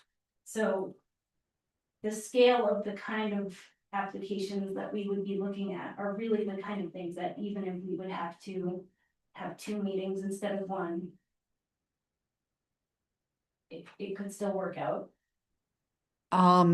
Yeah, and I mean, that's one of the reasons why there's that, potential extra 30 days. It might be that, there are, conversations with the developer, they can ask for their 90-day extension as well. And it might be that, use a body or giving them some very significant, direction regarding what they need to do, and they may look at it and say, I'm going to need the 90 days. So that, that's why there are these off ramps. I have a fair amount of faith for years into the pre-application process. Yeah. I know what these guys are all about stuff. But I'm thinking like there could be situations like in terms of timing, where we've got an application and it probably needs some more public input and it gets fast tracked into a decision deadline by April, which is great. So if we have a situation where we want to require more information as part of the motion to table or send back the application, we would also stipulate we're exercising our 30-day extension rights here. That kind of how it works. Actually, the 30-day extension comes from the planning director. So it's not something that has to be initiated by the board, but or the commission. But it might be a point of discussion in the meeting. We just really don't know right now. Yeah. It is toolbox. Yes. Make sure that we get adequate information. Yeah. Please, I'm sorry. It's okay. So we saw a lot of comments about the overall scope of the work of the stakeholder group and whether it was appropriate to consider this separate from other things that they may or may not be working on. Can you talk a little bit about the scope of what that group is considering and the timeline? Yeah. So this accelerated review comes directly from the Prop 123 legislation. The housing code update, wherein we're looking at our code and trying to find ways where we can remove barriers to the creation of affordable housing. That's a locally initiated thing. It's not tied to the Prop 123. And what we are looking at is we're examining all the zone districts and seeing if there's any language in there that makes it more difficult to build affordable housing. What sort of things can we, where can we provide relief? We're looking at our actual densities, and are these the right densities? for the various zone districts, and where they're located. And then any incentives that we can put in there. So. And if I may, just, I want to be crystal clear. This effort is funded with the Prop 123 grant, right, that we have already received. So, and just to put a finer point on Kay's mention is, the accelerated housing review is the one thing in the scope of this project that has a statutory mandate. The rest are optional. They are identification of our current processes and how we can improve them. And so just, to paint a really clear picture of that. And that, yes, we do have Prop 123 grant dollars to engage this consultant, Logan Simpson, in this process. But the rest of the project is really, and it was kind of thought of with staff of, maybe we have a consultant help us lead through a process of identifying where are people getting hung up? Are there other issues within our code that are hindering affordable housing development? And can we move them or can we not? And then one of the comments we had, Mr. Smith was laying out how, I think specifically in the community housing zone district, so many of the projects would end up being 5-step, that they would be ineligible for this fast tracking. And I wanted you guys to address that.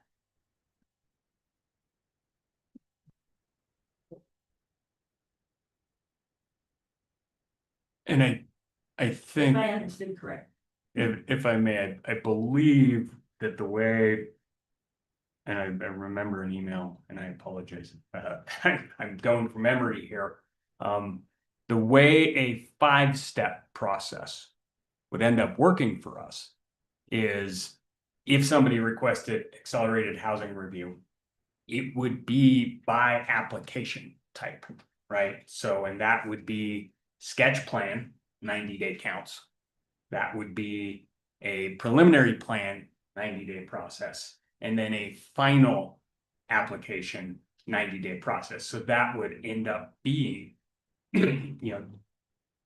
quite a bit more. It would be, a bit more, few more days. So we would have 3 fast track processes baked into a 5-step review. And again, this is considering a developer who would want to take each of those. So it would basically be 9 months at least.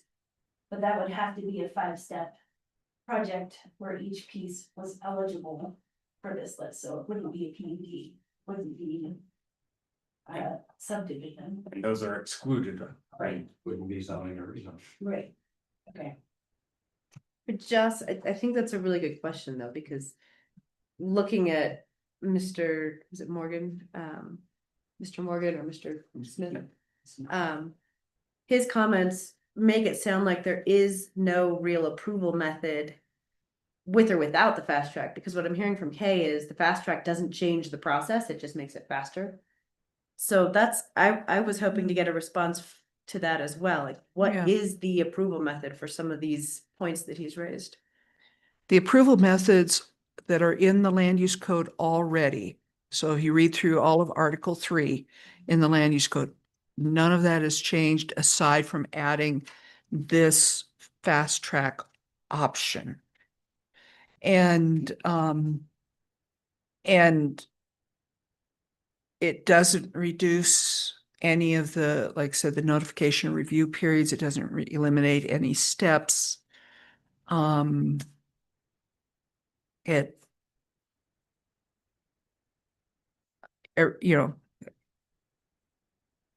If for some reason you're unable to grant approval, denial remains an option.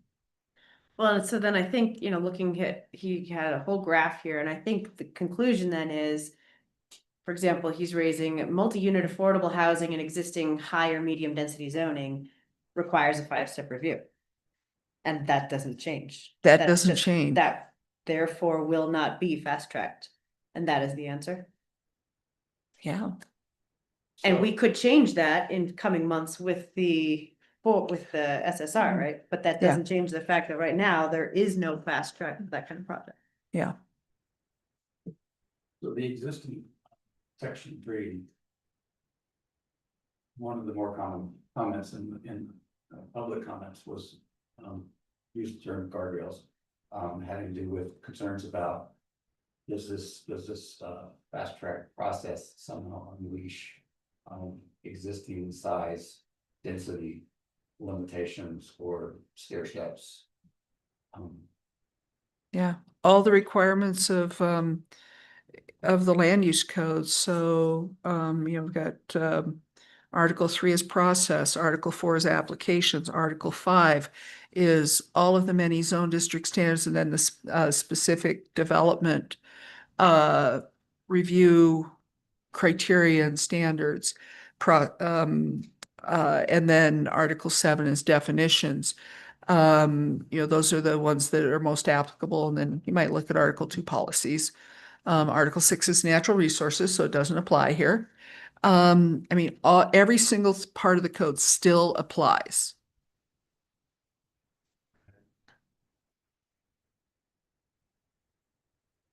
I do have another question. To think of how to ask it. One of the comments we've seen repeatedly through the SSR, through the joint session, was how do we limit the size of these projects? And I know that's a hard question to answer hypothetically. I understand that the current land use code has zoning restrictions. For example, 1 house per 35 acres in certain zones, and then medium density and high density have their own units per acre. And that could change with the SSR in the future, with certain caveats that we have yet to define. And I understand that uncertainty is what's giving a lot of the SSR members pause for fast track. But for fast track, if it were approved today, I guess my question is, how big a project could conceivably be approved? Can you help us conceptualize what the biggest, like a high density, do we even have a high density zone district, or do we have a scenario where you could have hundreds of acres subdivided, or even tens of acres what is the biggest project we could conceivably push through today with fast track? I don't have a number. What we have is the zone districts, that individual zone districts allow certain densities, and that remains the same. Now, as to what size of property that they're coming in with, that's highly variable. And I do think that if we put a cap, and I'm not even sure how we would arrive at a number, if we put a cap on the maximum number of units or density or whatever it is, I think DOLA would rightfully point out that we're not being compatible with the intent of it. I understand that, but Jared's got his hand up too. yeah, our response keeps being the zoning protects us. And so I Right. guess I'm trying to understand, like, what is the biggest lot that is out there in a high density zone? What is the biggest lot in a medium density zone that could conceivably not be rezoned, not be, not need initial zoning that could be developed? Yeah. It would be helpful to have that. And I mean, the reality is that we have very few large properties that are available for any sort of development in the county. Within any zone districts that allow, higher levels of density. So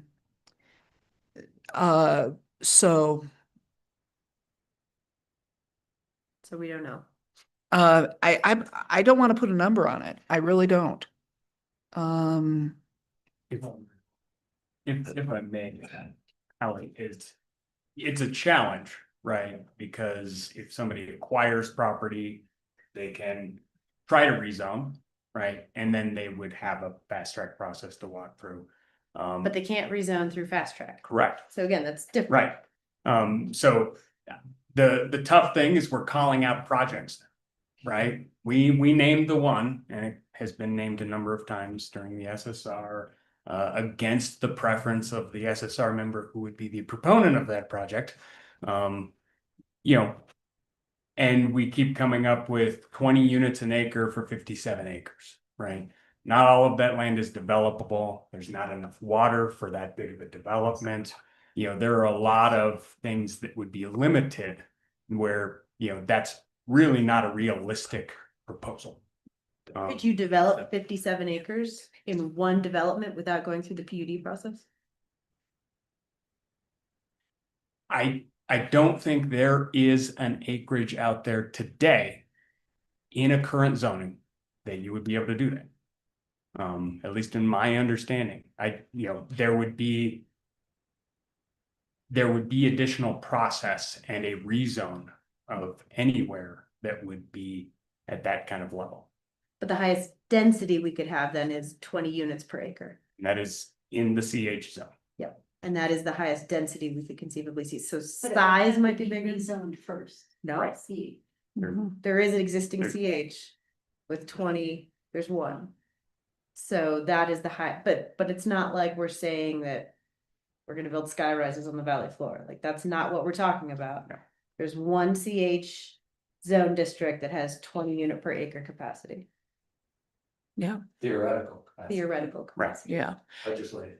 Yeah, the affordable housing PUD has a density of 15 units per acre. Right now, we don't have any undeveloped land zoned affordable housing PUD.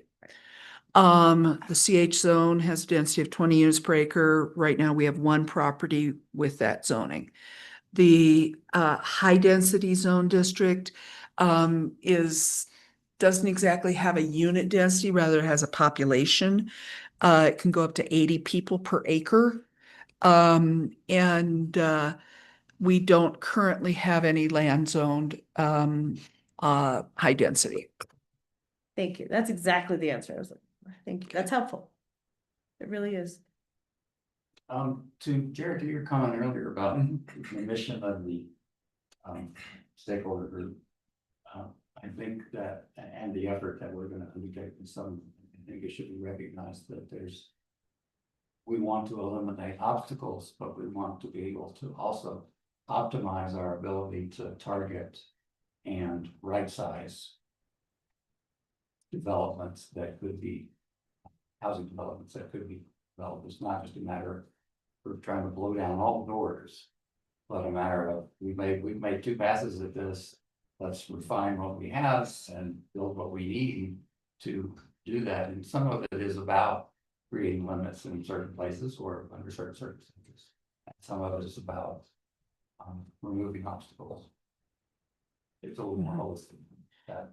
Yeah, and I think we'll have some very robust discussions about that this summer. Yes, thank Well, and yeah. if I may, Taylor, I wanted to make sure that we understand kind of the focus, right? The SSR isn't a substitute for the planning commission. And this is kind of a proof of that, right? We talked about the 120 AMI rental and the 200 AMI ownership during a couple of different meetings with the SSR. We kind of, that's where things are being cooked, ideas are being bounced around, and we've had some really great discussion through our 5 meetings.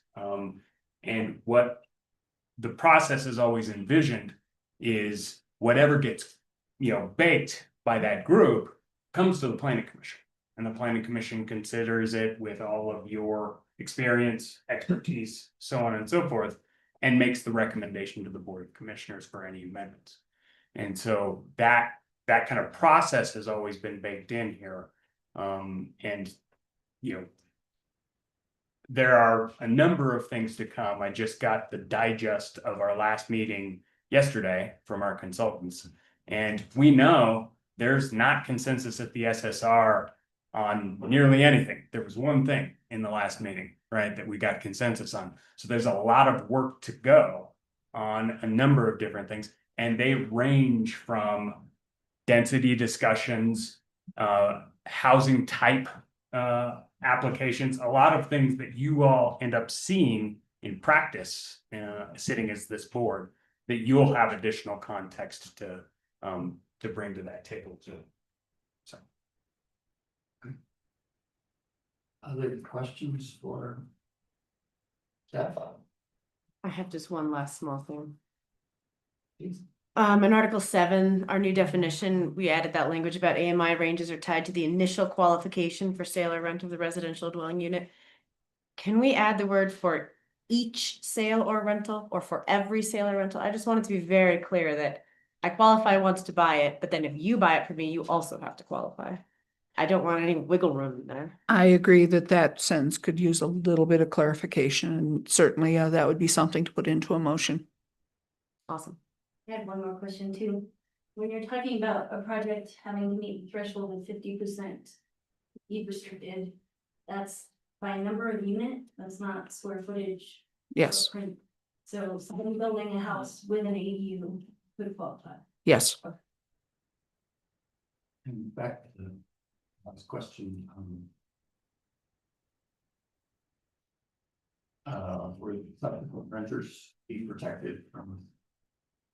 It would be each sale or each lease. And the SSR has debated that. And one of the things we really wanted was, we didn't want to unhome rightful owners and renters, but we also didn't want this to be an avenue to free market property. So I qualify, I own it, then I can sell it to anyone. That's not what we want. So by keeping that, each qualifying sale has to, or each sale has to qualify. It's just a way to kind of keep it in the deed restricted market. Presumably by tying it to the AMI calculations, you have at least some form of market following to allow for reasonable growth. growth. Yeah, AMI changes every year, Okay. generally, yeah. I guess to clarify, each lease. If the renter, say the same renters in the unit lease after lease agreement. That doesn't. Like renters don't have to requalify constantly in a way that owners wouldn't. The intent is that if I rent the place for 10 years or 1 year, I don't have to requalify. Regardless of if 9 of those years were Right, at $1 million a year, whatever. right. So I don't know what the language says in the in the county's deed restriction, or how that would shake out in legal terms. Right. But the SSR's intent, as I understood it, was that once you qualify to rent this unit, you don't have to requalify to keep renting it. Right, right. Is that how you understood it? Yeah. Matt, any questions? I don't know if this applies or not. Let me get you on mic. I don't know if this idea applies. I'm remembering when somewhere in the meadows, they were finding it impossible to rent some restricted units, and so they put them on the free market. Is that completely out of the question in this instance? That's something that, like, people just don't want to rent. I mean, right now we have that exact issue because of the cost of renting. But that was for purchase. Is that something that's been looked at, and is there, are there exceptions or?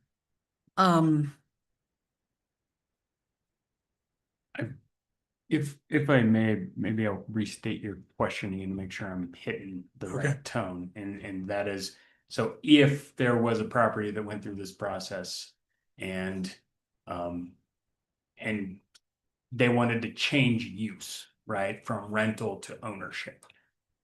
Is that, Let's say, okay, my example actually had to do with ownership in, I forget which one, North Star, one of those places. Mhm. And so it was converted to open market. so if it were to go through this process. Yeah. One of the caps on that is it has to be permanently deed restricted per the county's deed restriction. And that they would have to get the Board of County Commissioners to act to remove that deed restriction if they were to try to go through that process. Okay, I'm just thinking in terms of, some future date. Yeah. Nobody steps forward and it just sits there unused for several years, so. And So there is, ostensibly, this will be administered by SMRHA, similar to what all of our other units will be following. right, And so, any owner, if they aren't renting or are not living there, would end up being, evaluated during our biennial process. So. Right. Sometimes try. right, thanks. Yes. Thinking more about how the same. So by virtue of going through this process, which is tied to the state proposition, a property would then fall under the deed restriction of whatever applied where it was built. Except it would have the addition of this exemption from rate qualification, which may be counter to what other deed restricted properties Mhm. with the same deed restriction have. Do I, we know that we can even do that? we absolutely can do that. We have situations where we have, we have our standard deed restriction in our land use code. And then there's also a covenant. And of course, we've gone through a lot of, reexamination of all that in the last couple of years. But, we do have, the ability to have, tailored deed restrictions or covenants, such as we did for Pinion Park. It's based on the process rather than the location. We'd have, yes. I mean, that's probably something Yeah. that's not. It's really going to depend on the project, and its location and all the other factors that are coming in.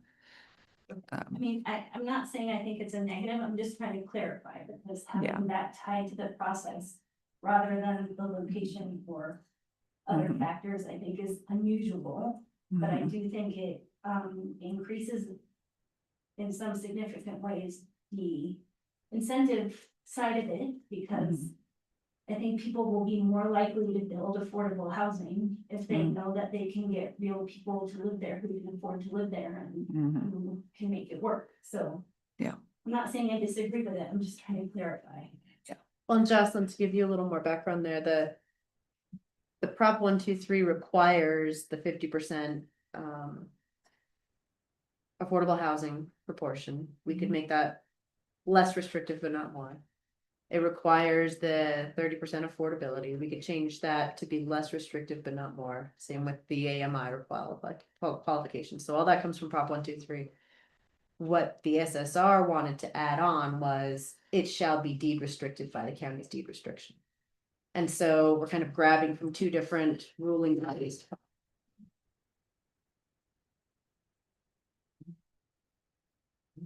I guess I'm just curious to clarify, does this specific issue at hand create any possible unintended consequences of like long-term vacant units and owners either being left in the bag or being able to sell something on the free market as a result, Yeah. without the rest of our process catching those issues? Yeah.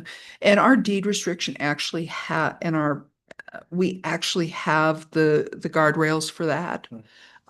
So, if a unit is left vacant, we do have tools. They're not perfect, but we have tools to compel the owner to rent, or if it's a ownered unit, to compel the sale.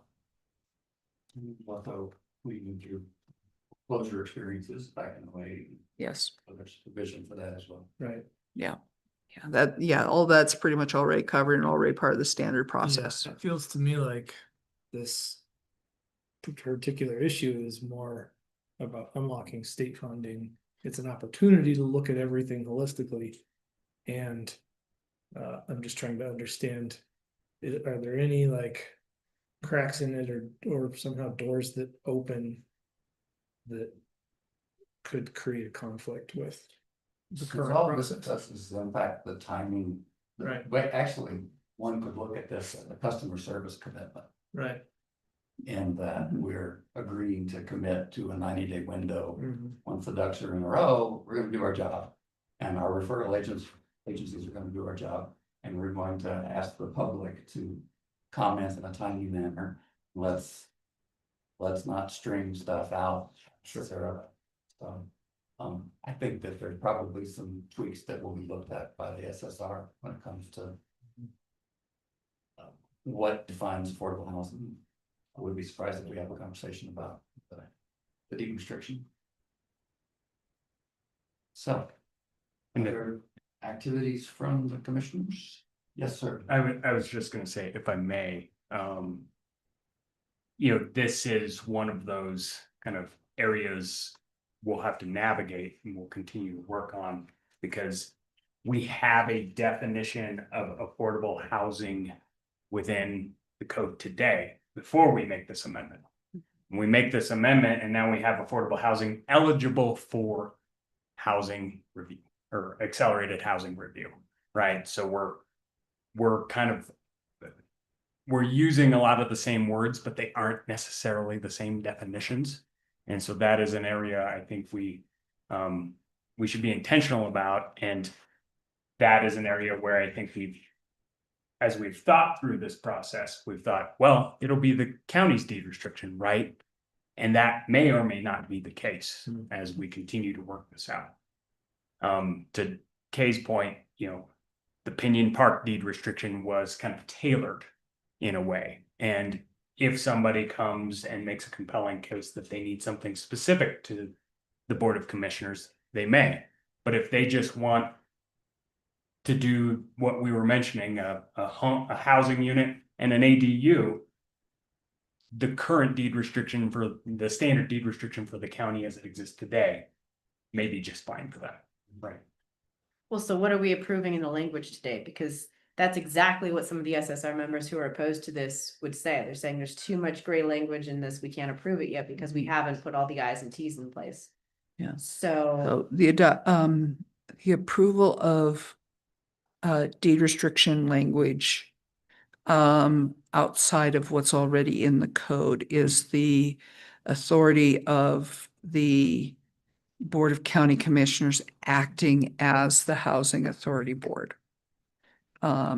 So that'll be up to them. And just so you know, we actually are working on a deed restriction that, you know, specifically for people who want to deed restrict ADUs in lieu of paying fees.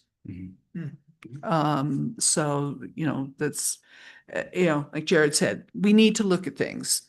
We need to examine them. We know that there are still questions and it is ever evolving. But it doesn't necessarily have to factor in today. We don't have to solve that problem today. yeah, and to answer the question I just asked, Mhm. what it says right now is residential dwelling units that are permanently deed restricted to be affordable to qualifying households. So we don't even specifically say the county deed restriction, we just say they shall be deed restricted. So just to add on that, if this were passed and we got an application tomorrow.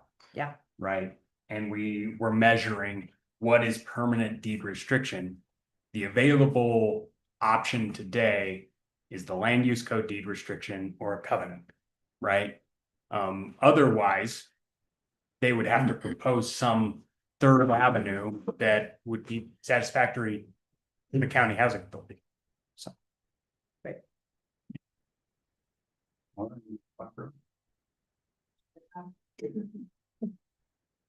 Thank you.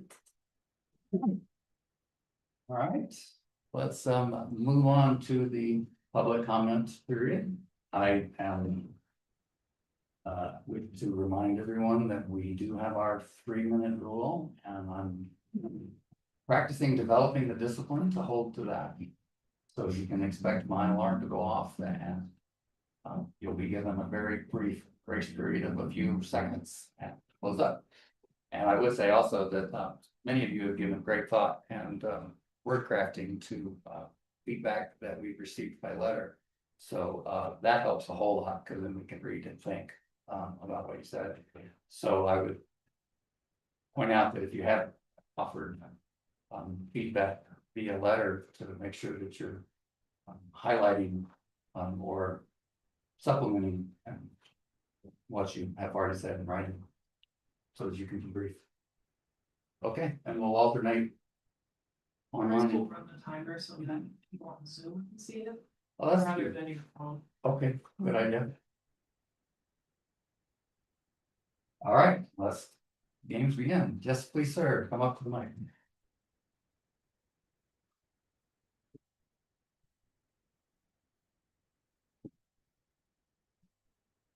Let me know when you're ready. I'm ready. You ready? Ready? And you are? Morning, planning commissioners. My name is Dan Enright. I'm a Telluride Town Council person. Just this very week at our quarterly intergovernmental meeting, County Commissioner Gleason organized the element that took up the bulk of that meeting, which was talking about the repercussions faced by our region in response to the Four Seasons development approved up in Mountain Village. As most of you likely know, our region, including Newport, Natarita here in the county, but Ouray and Montrose counties as well, have seen influxes of workers. And Commissioner Gleason's point was that the responsibility for housing should originate from where it came. I share that value. I'm actually meeting with Commissioner Gleason tomorrow to discuss some of these ideas further and how the town of Telluride might advance them. But despite everything I wish to accomplish and what I think we have accomplished in my time as an elected official here in Telluride, I have to acknowledge that the resources available to us as the town of Telluride are insufficient to meet all the need. We need partnerships with our town across the hill, Mountain Village, as well as with the county in order to meet our affordable housing needs here in our region. So that's what we're talking about here today and why I'm here to comment. Because I believe that this type of process is an incredibly important element to meeting that need. It was summed up very well by two people here sitting in front of me. One by Ms. Simonson, your planning director, when she said time is money. That is absolutely true, and that is the heart of what the state is bringing to us, is an understanding that the time efficiency it plays a big part in the affordability of the projects that we're trying to build and accomplish here. And then your chair, Mr. Taylor, I think you summed it up wonderfully there at the end. That this is a public service commitment. You are still maintaining all the control, all the other checks that you have in your process. But it is just setting up that commitment that we are going to set a deadline, we're going to hold ourselves to it, and we're going to get there under that timeline. If there is a responsibility, both by elected officials and by appointed civil servants like yourselves, to hear our constituents, to listen, to have a vital public process and make sure that all of our citizens have a voice. That is still a value that I hold deeply and is very true. But having a voice, being heard, does not mean you are given a veto. And often, too often, public governments, including the town of Telluride, have set up bureaucratic hurdles that allow people with time and resources to be able to have a veto by process effectively, allowing long hearings, multiple times, appeals, gumming up the works and slowing it down and making the goals that we set, the things that we know need to be accomplished, mean that they're held back and prevented. And so this is a great first step that commits that value, getting these projects done, moving forward efficiently while still maintaining a great level of control. Thank you for your time and your consideration. Well done. Appreciate the time in this. Okay, is there anyone online? I don't see any hands raised at this point. We'll defer back. Yes, sir.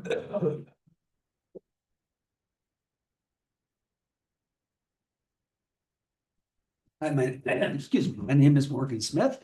And I just wanted to follow up on the letter that I had written before, just to kind of explain my concerns, because, you know, first I want to state that I like the idea of this fast track rule. I think it's a very good idea. And for a lot of projects, I think it is tremendous for the reasons Dan said. I think it's very good, but I'm also very concerned about unintended consequences and the effect that it might have with a land use code that has not yet changed. And this is what my letter said. And, you know, my concern is this, and I will give an example that they don't seem to be talking to each other. And this leads into, not that it's a bad idea. I think it's a bad idea right now. And I really think it should be done in conjunction with the SSR and done as a package so that these kind of things can be resolved. Like, for example, and I think this is a perfect example. Let's say there are, somebody wants to build 5 units in a medium density current zone district. Okay. It's a very good question on what process, how many steps would be involved, because I cannot figure it out from the current land use code what would apply, because that's a multi-unit, that's a 5-unit multifamily housing development. That normally immediately kicks it into a PUD, which for the first time today, I've heard people say that, you know, obviously that's a 5-step process, but that's not clear. I've never heard anyone say that before today's meeting. So that needs to be made clear about, you know, if it's more than 1 unit, does it go to a PUD? Because that's currently what the language basically says, I think. And then the other thing is what documents are going to be due with it. A PUD has a 5-step process, which involves lots of different stages of documents.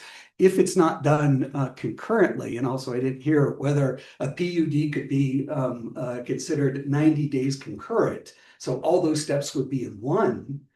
I don't know. I mean, it doesn't say one way or the other because the land use code hasn't changed. And so there is a huge amount of disconnect in between this current draft and the land use code that I think needs to be resolved with time and with, you know, further work between it, because it's a very good idea. And there's a lot of things that could be done in this county to make things a little bit faster and a little bit easier for development. I support those things, but I don't support it when it's entirely unclear about what the effects are going to be. So with that, I thank you for your time.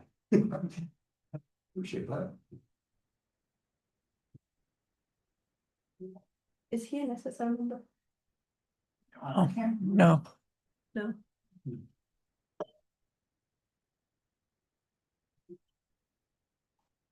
All right, public comments.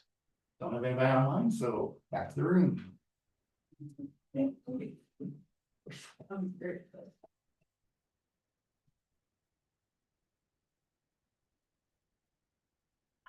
Good morning, Emily Masson. I live in town and I appreciate all this time, and I really do appreciate public meetings, whether, you know, no matter what, it's a great process to sit here and talk about everything, especially in person. I have done a lot of homework. I guess I do have a lot of time, but I'm very curious. So I spent a lot of time looking at public primary source material. That's it.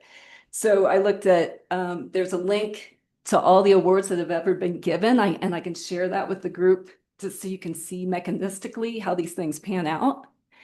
There's also a link of the 100 communities that have approved a fast track process. I don't necessarily think fast track is a great idea, but that's me. If you say most projects, most applications get resolved within 90 days, then it seems like it's working really well here without a fast track.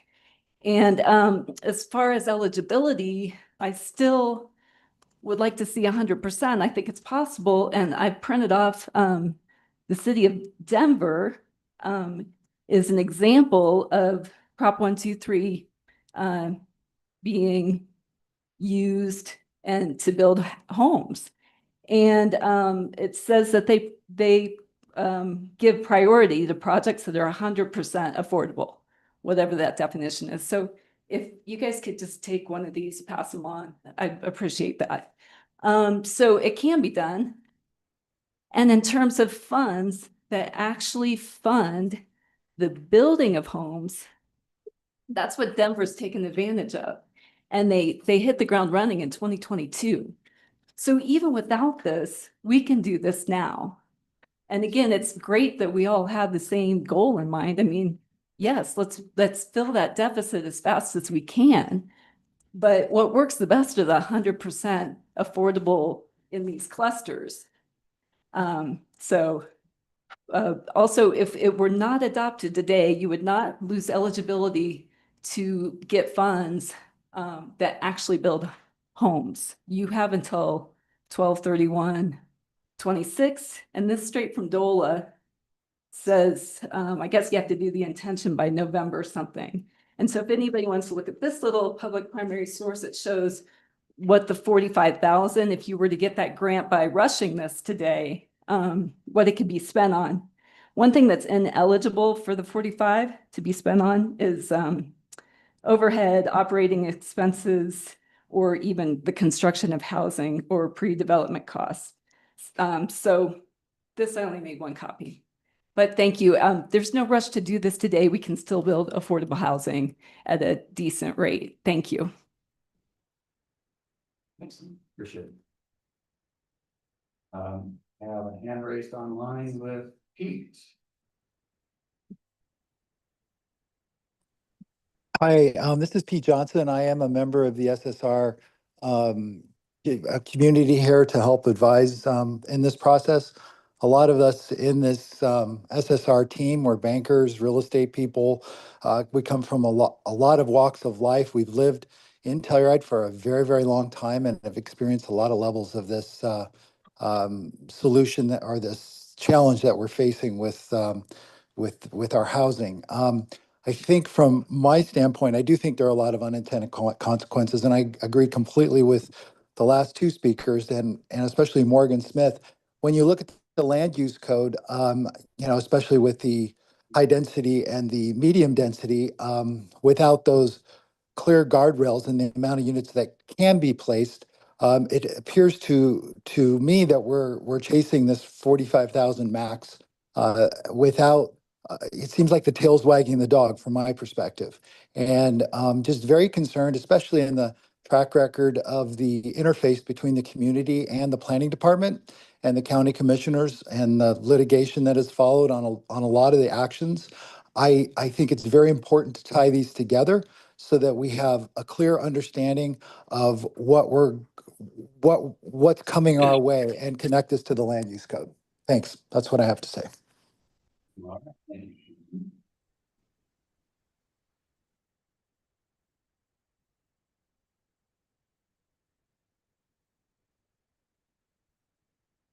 I am Nick Farco. I'm also a member of the SSR. This is a little bit of a different spin right here. Is the emotions, the political influences, chasing of grant money should not impact the decision of this body here. I just want to make sure that everyone understands that the role of the Planning Commission is to evaluate substance of the application, the applicability, benefits, and consequences of this land use code amendment. So please don't be affected by all the external pressures that are being discussed today. It's clear that there are obstacles and inclarities in the land use code that deter housing. The goal of the SSR is to eliminate those. So the SSR is working on clear and decisive languages. And somebody asked a question about what are they? Well, very specifically, we talk about allowed uses, density, minimum lot sizes, maximum number of units that's project scale, setbacks, open space, maximum heights, and parking. These are all things that are very much in your purview. All are related to process and speed. And therefore, they're definitely intertwined with this fast track amendment that's before you. So in the push-pull to facilitate housing and preserve community character at the same time, that's the sort of mission statement of the SSR. I don't know how you look at these things in separate buckets. They have to. So fast track amendment is still the goal of the SSR. I want to be clear that we're not here to be obstacles to speed. In fact, my quote for day one of the SSR as a developer, what's the most important thing? Certainty and speed. So we're trying to address those through the holistic view of all those things that I just rattled off and address it in a manner that collectively, comprehensively, integratively ties together all the language of land use code. So it's still our goal to fast track. We just need to do it in conjunction with everything else, not this intermediate step. And that is where I stand, I guess, since day one of hoping you will deny this and let us finish the job. Scale is a concern. It will always be a concern, but that's what we will address through the process. Postscript to this in my 36 seconds. Jared, something you said about a referendum in Littleton. I think we all got to be clear that in the county, we don't have the rights of referendum. Doesn't exist. So we have no say as citizens. If the citizens would like to pull out of Proposition 1, 2, 3, we can't do it. It is the political entity, the BOCC, alone that possesses that power. Again, back to my opening statement, don't get sucked into that. You're a planning commission.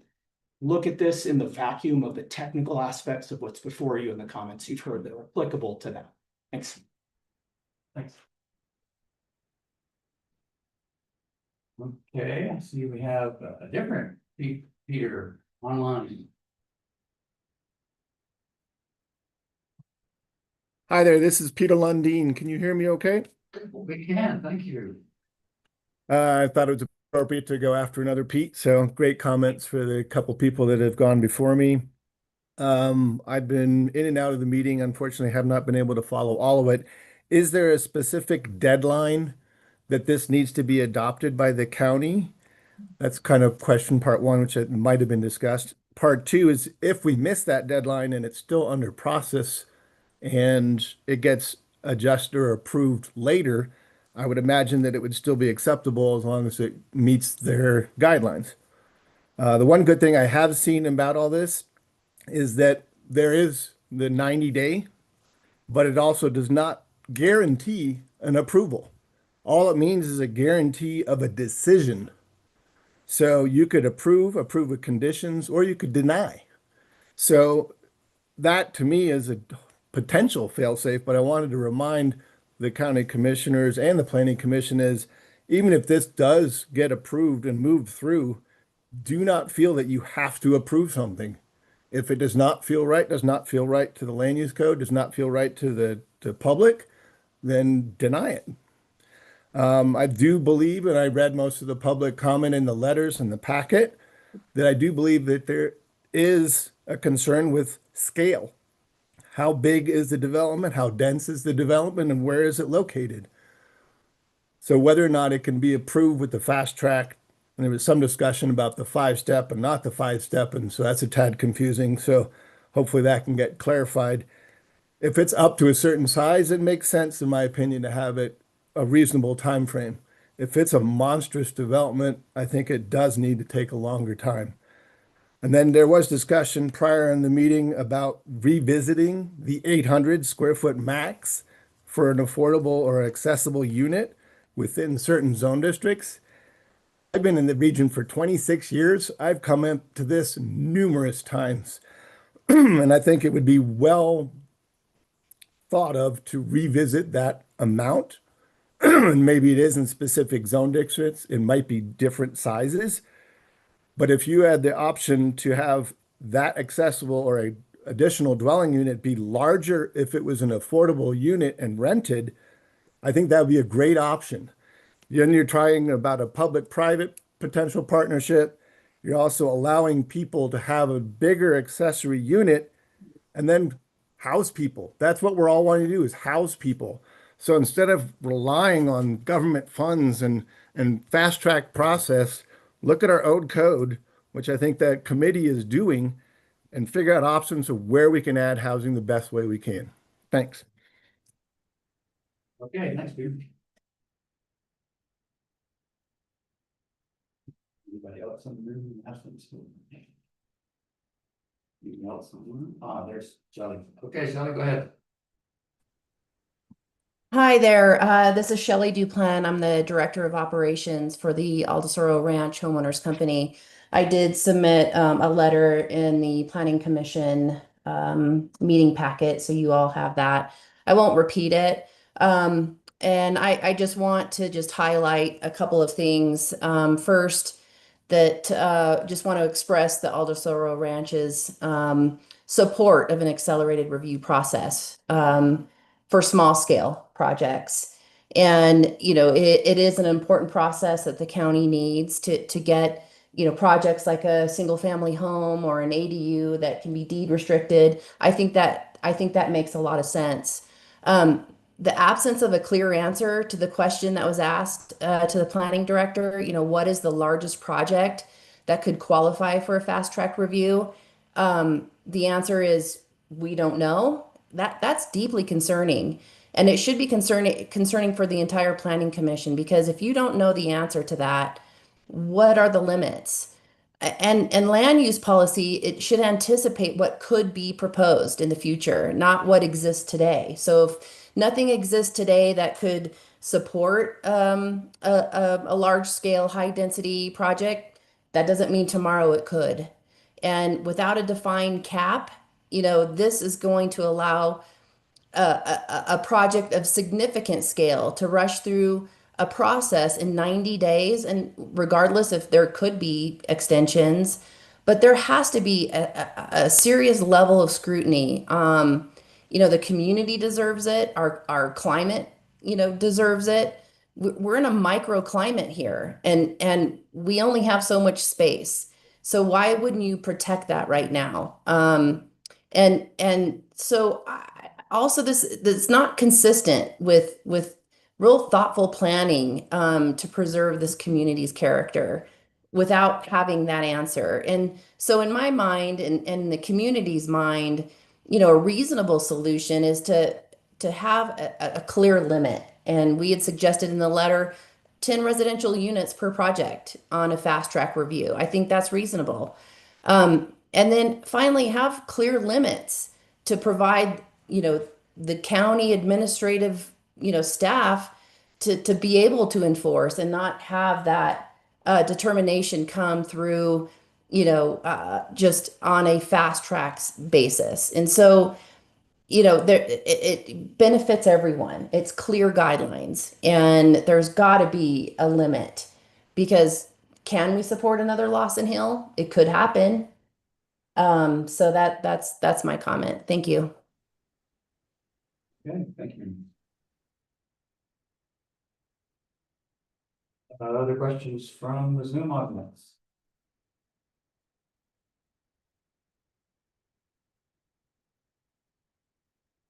Going once, going twice. Okay, thanks. We will now close public comment. Guys, for coming and participating. And we'll get down into our next phase, which is to discuss, ask questions, and decide what we're going to do. I want to exercise a little bit of prerogative here and offer what I think is kind of a summary of our decision. One is, I will go ahead and answer Pete's question, and they'll correct me if I'm wrong, but, or Jared will, but in terms of deadlines, Pete, the issue immediately before us is to, if we choose to recommend a regulation in this form that meets DOLA's requirements by June 1st. 30th. Sorry? 30th. June 30th, right? By June 30th, in order to win their bonus money of $45,000. You probably heard that number go around. That's not the be all end all deadline. The other aspect is to have a suitable fast track land use code elements in place by the end of the year, although November is probably the real deadline, because they would have to review it and approve it in order to qualify us for future fast track funds. So that's the timing question. One aspect that was raised, I think, even obliquely in some of the public comment letters, was the reality that we created the SSR and staffed it and supported it for this very purpose, to give us feedback on housing related actions moving forward, and to provide a less encumbered by the 3-minute rule conversational environment in which to jointly create the best regulations we can. So that particular point resonates with me personally. That the SSR did some work on this. The numbers were pretty small for the final vote, such as it were, the advisory vote. But I don't think that I would be surprised if everybody had voted and attended all the meetings, if the ratio was significantly different. Based on who was on the group. I was one of the planning commission's representatives, as was Holly. Unfortunately, I was on a business trip and wasn't able to attend that meeting, so that's on me. And we did not vote, for the record. Right. Lance and I observed. Right.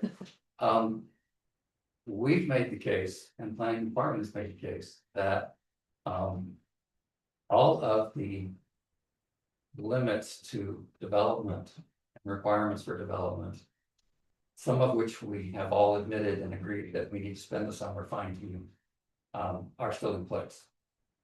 I think perhaps, I don't want to put words in Kay's mouth, but I think when Shelley asked her question, or when the question was asked about, you asked your question about what's the biggest one, and then the inference was, well, there aren't any caps, because we didn't have a clear answer. And I think that the actual answer is there are many caps that are conditional to the circumstance of the application, the location, and so forth. So it's not a matter of we don't know what the caps are. The answer is it depends, because we're application driven, and it depends on what the application was. And rhetorically, that's not a strong place to be. It doesn't answer the question the way that the question wants to be answered. I really have mixed feelings about this one myself. I certainly am also sensitive to, given recent history, anything that looks like we're chasing state dollars too hard can be somewhat suspect, particularly in the public's eyes.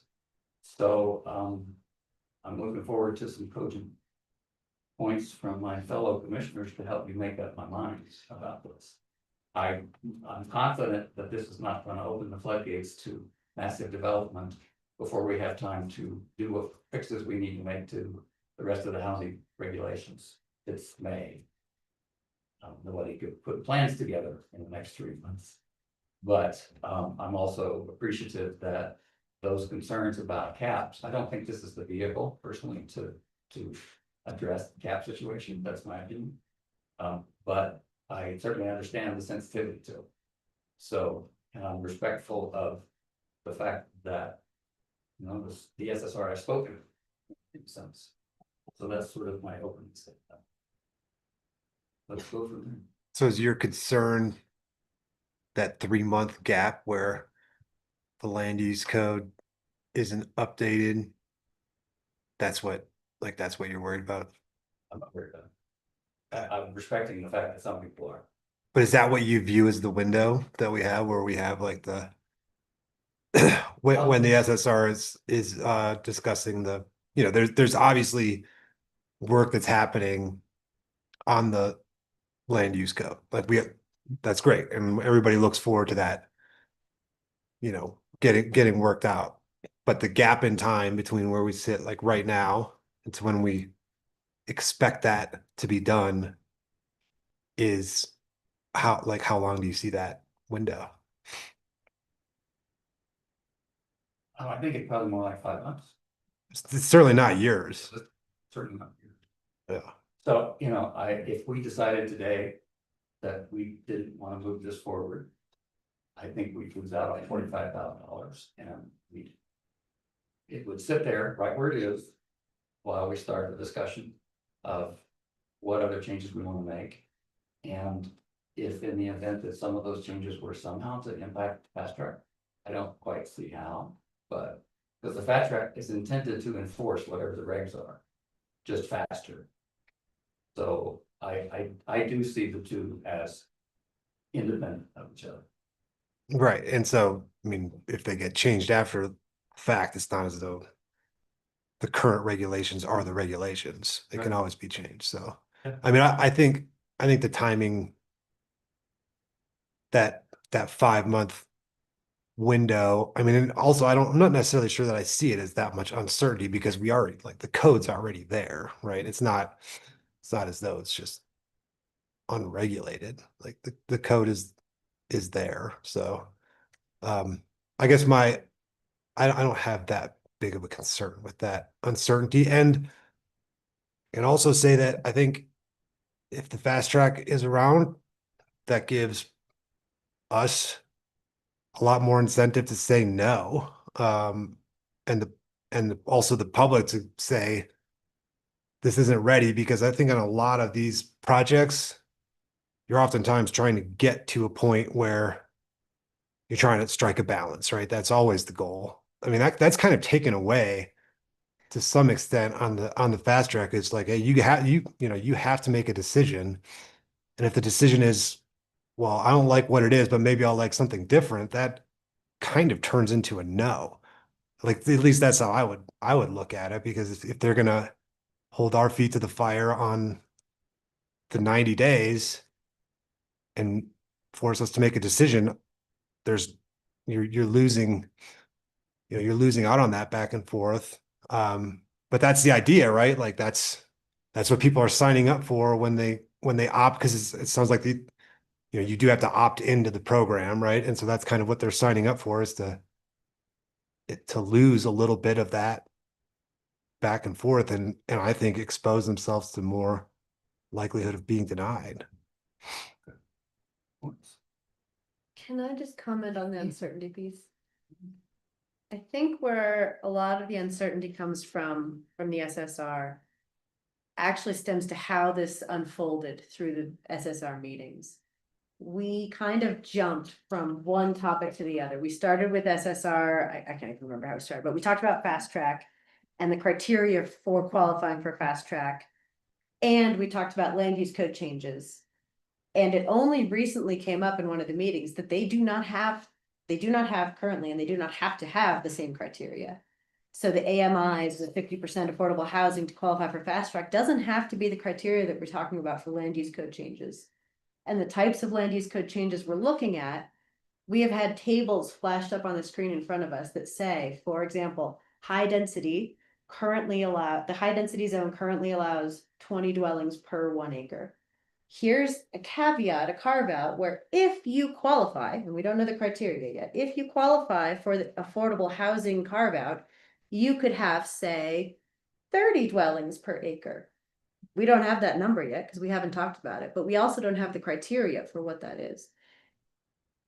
Do you have to build 50% of those dwellings affordable, just like with the accelerated housing review, or is it some other criteria? And that's the uncertainty that people are worried about. But none of that is relevant yet because we haven't done it. What we have right now is a fast track process and the existing land use code. So is that clear as mud? That's all I'm gonna say on that.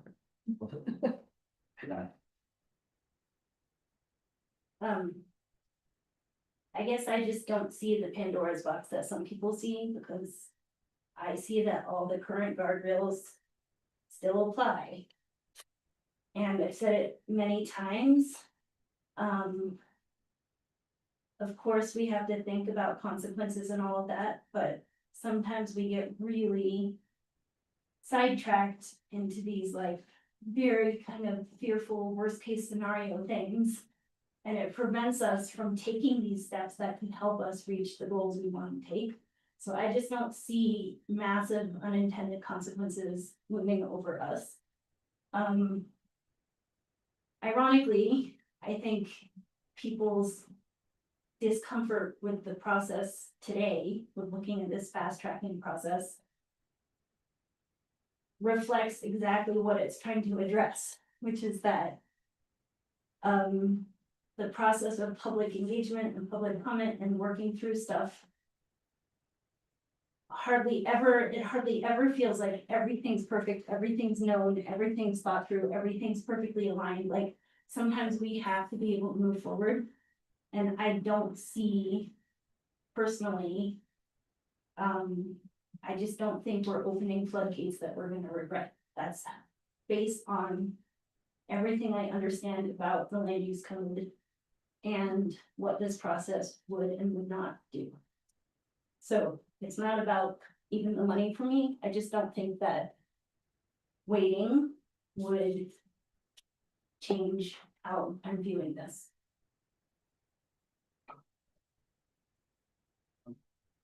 I have to agree with Josh. I have to agree with what Josh said, that this is not something that's gonna change a whole lot. The state's offering us some incentives, and why not take them if we can use them, if they're applicable. My other comment is to try to have some perspective on growth in the county. We just saw Genesee get a project approved for the Society Turn that completely outstrips anything that the county has done in terms of public housing in one place, in exchange for a lot of other things that they got that may or may not have necessarily been implemented without that carrot and stick thing. Let's say just the carrot. And nobody seemed to have a problem with that in terms of the public. So what we're talking about is pretty small potatoes relative to that. There's also the other big project in the county, which is the Four Seasons. Well, they went through all the steps just like Genesee did. They followed all the rules for several years. They dotted their I's and crossed their T's. And this is what we are stuck with. A lot of housing that isn't built yet to mitigate what they're going to be producing in terms of employees. So we're not in control of a lot of stuff, in fact. And this is just giving us a little bit of state money to help us out. So if they're worried about scale, well, they missed the boat on two different projects, which the scale is way beyond what I think the county will be able to build in terms of public housing, but I don't know, could be wrong. Question for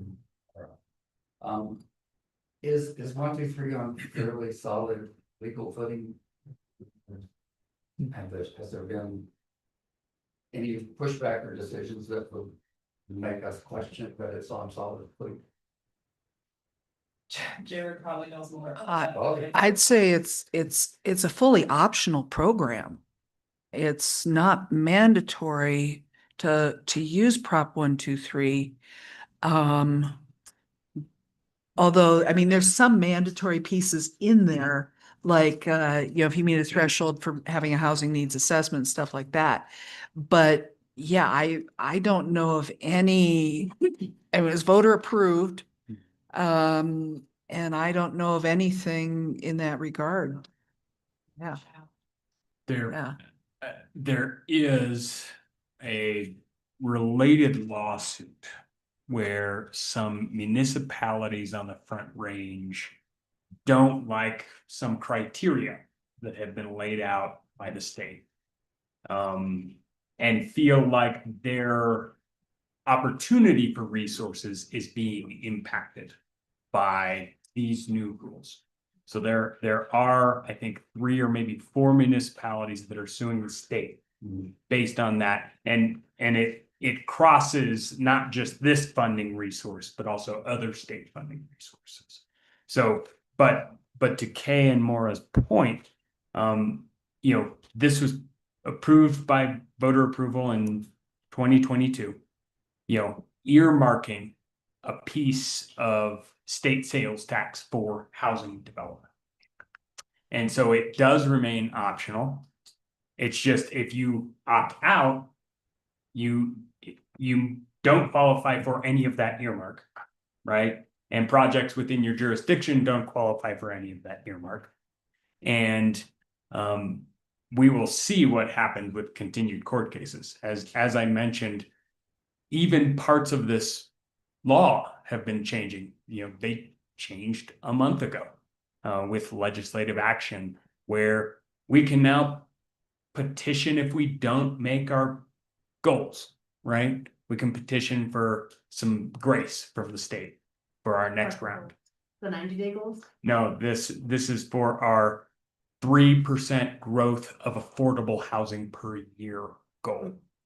And that was mentioned, and I think it was a little bit out of context of 3% growth compounds, but it's 3% affordable housing growth, not unabated growth. So I think it's on, this is a legal process. It's been approved by voters. The state has proceeded. There is a lawsuit challenging not exactly this problem, right? But there are other things that are associated. And this is frankly how new laws at the state level grow, right? They get challenged.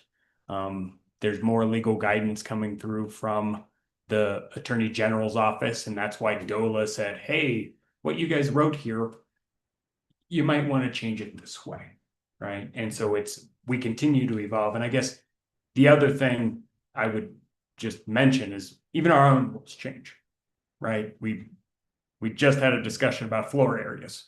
That's a rule change that we are enacting in today's, and we're talking about a lot more. So, does DOLA have an opinion or a voice in terms of if we were to include some form of limits, size limits or density limits, or project size limits as part of our land use code change? I'm asking you. I believe if we put a cap, a density limit into our fast track process, we become disqualified. If we control density, other things through our traditional methods, zoning, that's not a problem. I think that's a really big point that we just made very small, but that has been a major topic of SSR discussions. And Jared and Kay and our consultants have all reiterated that they do not feel we will be in compliance with Prop 123 if we put a size limit on the projects that qualify. That's different than having zoning that limits density. Or maybe even size. I don't know if you can limit size of projects through your zoning, but through this 123 accelerated review process, they have all agreed that we cannot put a size cap on it. And then a point was made from the public about what the state money can't be used for, the bonus money, the 45,000. We know what it can be used for. So we would have to apply for a grant to access those dollars. And so it can be used for housing planning purposes. And so we have already ostensibly, actually not even ostensibly, we've put in a grant application already to prepare our next steps of some of those required things, a housing action plan. And what we would likely do is say, put whatever portion of that 45K, if we were to be eligible, onto that grant so we can, either minimize our county spend on that or extend to that project scope in some way. So would a potential use of that 35,000 be to support the efforts of the SSR this summer?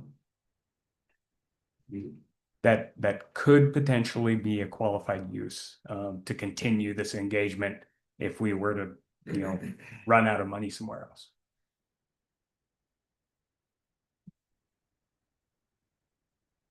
Okay. Does the SSR have its ongoing mediators? I think the consultants that we were working with so far, they were just focused on the 1, 2, 3. Are they going to continue their participation? Well, actually, when we selected Logan Simpson, the focus was the housing code update, which is the overall look at the land use code. And accelerated review kind of got slid in there as a requirement. So there was a little bit of scope creep Yeah, scope creep. So, yeah, no, it's definitely them trying to wrap up, you know, But we're and, still looking forward to engaging with them over the summer. On the rest of the effort. oh, absolutely, we're not done. Yeah, We have so much work to do. More Yeah. than, we're not just left to our own devices. Yeah. just to give the big picture, right? Accelerated housing review was one item, but we're talking about, and we've kind of tried to bucket our different topic areas. So workforce housing types, we're talking about cottage clusters, ADUs, other things that we actually talked about a little bit today. Incentives, obviously density and zoning adjustments. And that, you know, so those are just three of the things that we're talking about. So, you know, one of the things that is challenging at this point is Logan Simpson is trying to meet the end of their scope and say, okay, what recommendation should we give to the group?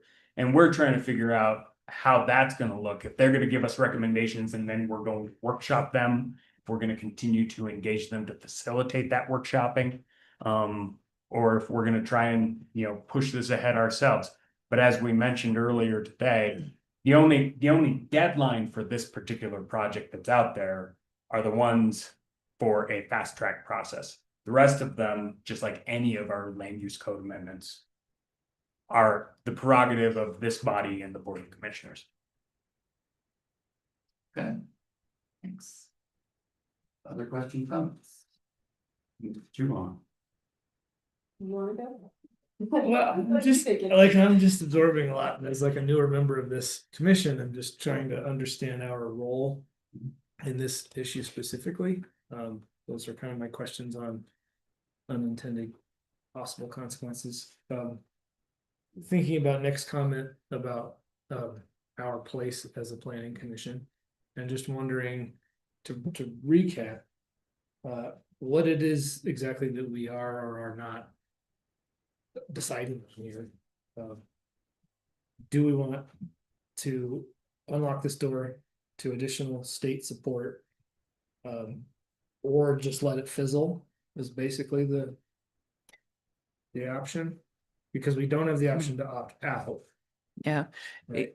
Yeah, basically, we need one of two things today from the planning commission.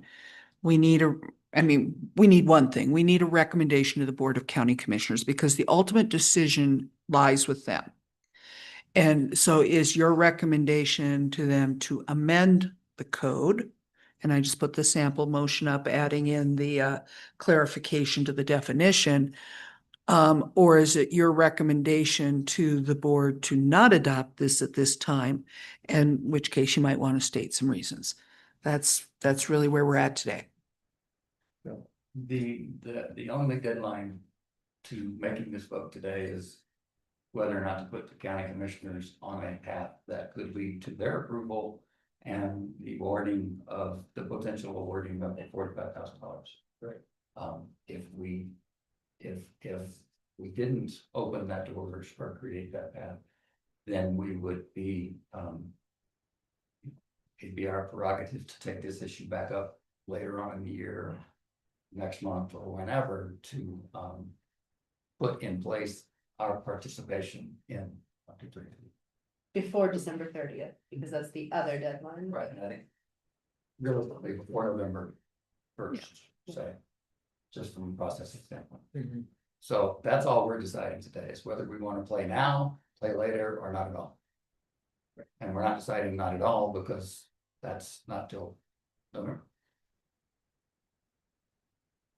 I'm struggling with this one. And the reason I'm struggling is because I see this as a no-brainer, and a lot of people on the SSR don't. I do not have a problem approving this today. I do not see the concerns that the other SSR members have with the Pandora's box and the other, all these upcoming land use code changes. Without them, this can still stand on its own 2 feet, and I have not been convinced otherwise of that. The two things that are echoing through my head are, don't make the wrong decision for the right reasons. And that would be, in my mind, denial today.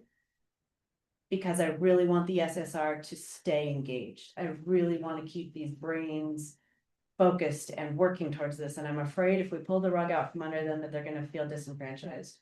And I don't want that, because I think the work that we have to do is so much more important than this fast track. Like the fast track, we practically already hit it. All we have to do is say yes, so that we get the funding from the state later on these big projects. $45,000, sure, it's not nothing, but whatever.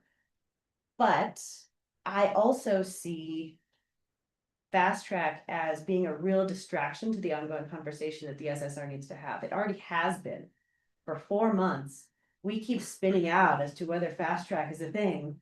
And instead of, so we talk about that instead of talking about these land use code changes that really could incentivize and motivate and fund projects in San Miguel County. And that's where the bulk of our work is. And so the other thing that's echoing through my head is Nick's comment, and he's an SSR member, that we should not be chasing grant money or emotions, and we should not be letting undue influence affect our technical decision. And so if I'm making a technical decision, I support this thing. I support getting it out of the way and just moving on with our vote and moving on with the SSR's focus on the land use code changes. That's why I really wanted to hear from the rest of the board and see where you guys are sitting, and am I the only one who's like, yeah, let's do this thing today? It does feel to me like a lot of the concerns that the SSR have are more related to the land use code than to this particular small subject, right? Yeah, you're seeing, clear. Okay. I make a motion of the way. Matt, anything? I just want to say that we've already spent a certain amount of time discussing this.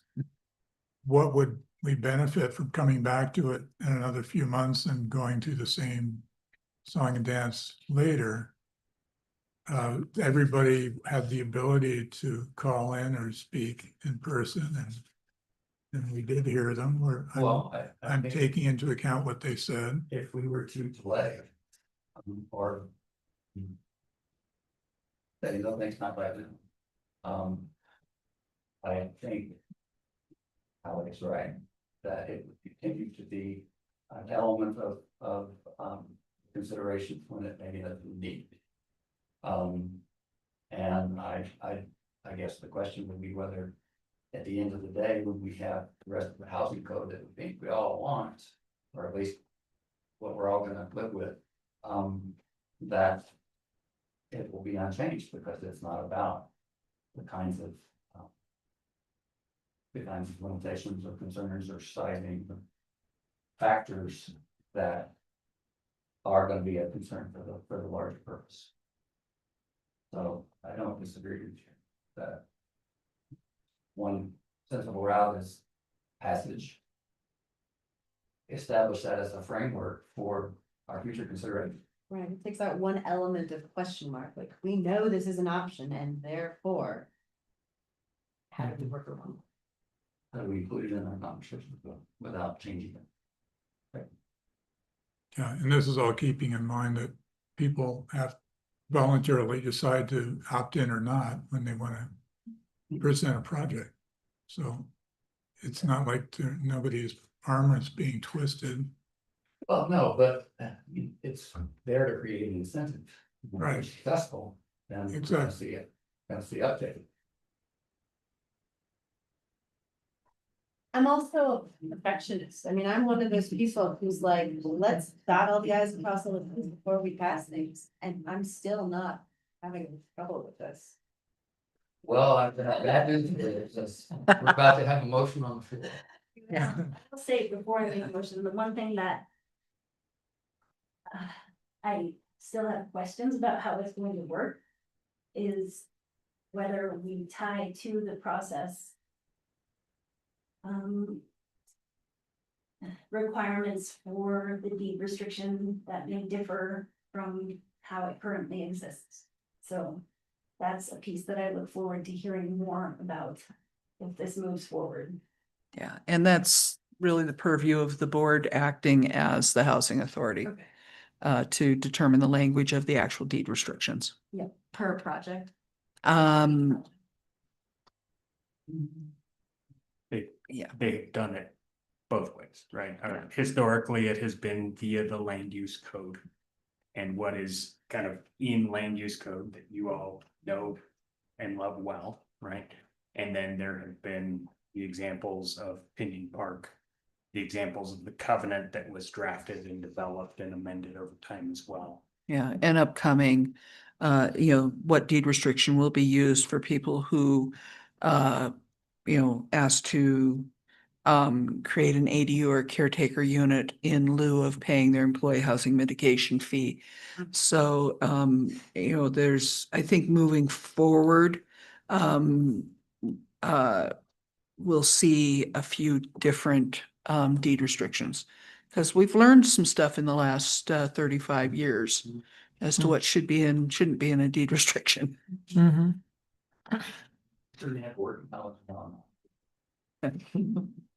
But I move to recommend to the Board of County Commissioners to adopt amendments to the San Miguel County Land Use Code to add section 3-15, accelerated housing review, and with related amendments to section 3-202F and Article 7 definitions, as presented based on the finding that the proposed amendment complies with the standards of Land Use Code section 5-1802, Land Use Code amendments, and is consistent with Land Use Code section 1-4, purposes of the Land Use Code, with the addition that Article 7 definitions shall be clarified to specify that AMI ranges are tied to the initial qualification and the qualification of each subsequent tenant or owner.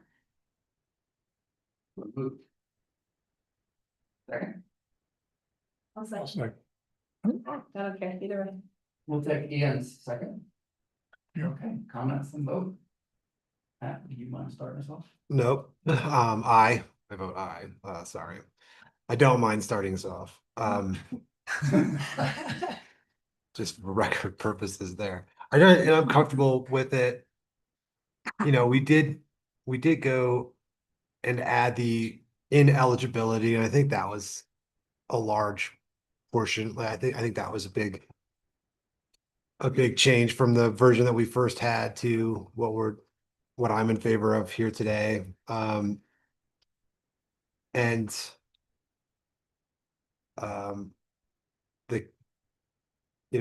other main concern were the caps, and again, just in reading the statute, and there's no way that those caps they just don't seem to, they wouldn't work with the statutory framework. I think we would be out of Prop 123 and out of compliance with that. So I mean, I appreciate that idea, but it just didn't seem like something that fit with the statute. And I think it also kind of cuts against the purpose of the fast track also. So in favor of it. Aye.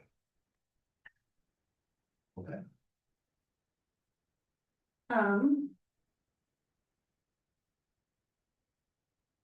I appreciate everybody who brought to us their ideas and concerns and the point of view of the SSR folks. I think that with the list of exemptions for the fast tracking and having done this now for about 10 years, understanding what it takes for different scaled projects to meet our standards in terms of showing adequately that they have everything in order. I do not think that we're going to end up with huge projects that we have to decide on in too little time. So for that reason, and with the hopes that it does kickstart some of the smaller scale stuff that we keep saying we hope will start happening more in the county, I'm an aye.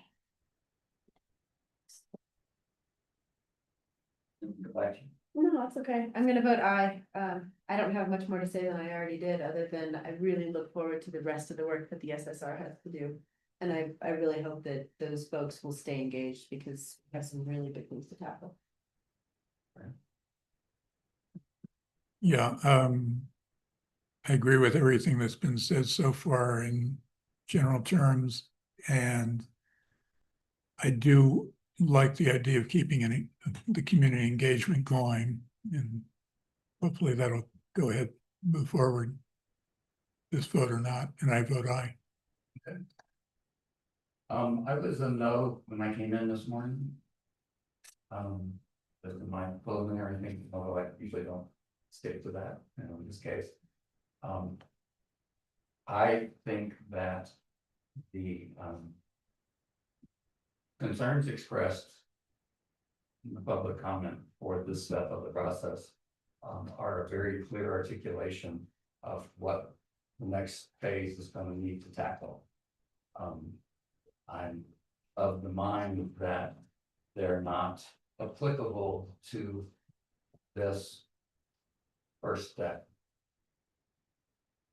So I share the concern that I want the SSR to understand that we are listening and we want their community engagement, and now we have a clearer idea of what they're going to want their engagement on.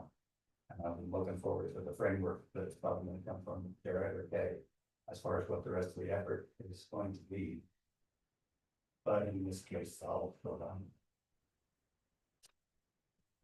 Motion passes. Thanks, guys. Shall we take another 5-minute recess before we dive into mushrooms? And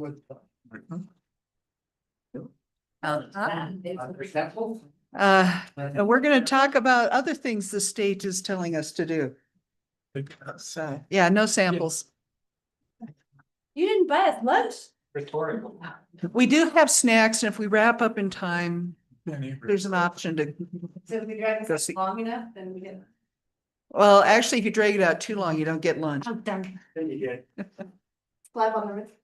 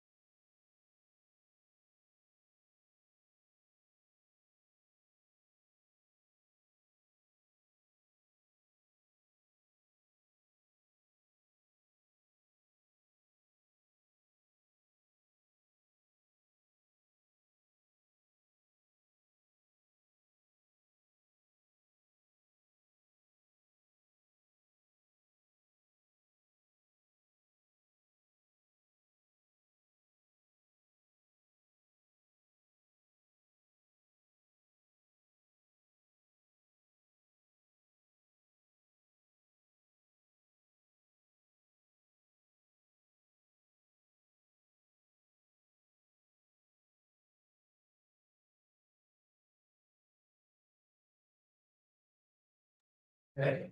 I vote yes. We're not voting. Oh, I'm sorry. Recordings I'm still there. are on. Nope, Thursday, May 14. Planning commission meeting. Now reconvene. Talk about. Oh, let's talk about natural medicine. Thank you, brother. Natural medicine is. Natural. Is it really natural? Yes, it is. And this legislation definitely. Make sure that you only use natural forms of the medicine. This stuff by from China. Right. So just a little background, Proposition 122.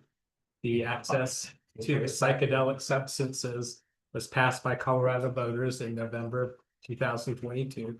To make psilocybin or natural medicine legal for treating mental health issues. Local governments may regulate the time, place, and manner of natural healing centers, but may not prohibit their operation entirely, nor if permitted by the state to provide services or to create unreasonable regulations. The Senate bill amended the act and created a regulatory and licensing framework for the state for natural medicine businesses in Colorado. And then regarding, then they went into rulemaking to prepare a specific set of regulations concerning the licensure and operation of healing centers at which individuals may receive a natural medicine services that include guided administration of various types of natural medicine, to include only psilocybin, often referred to as magic mushrooms.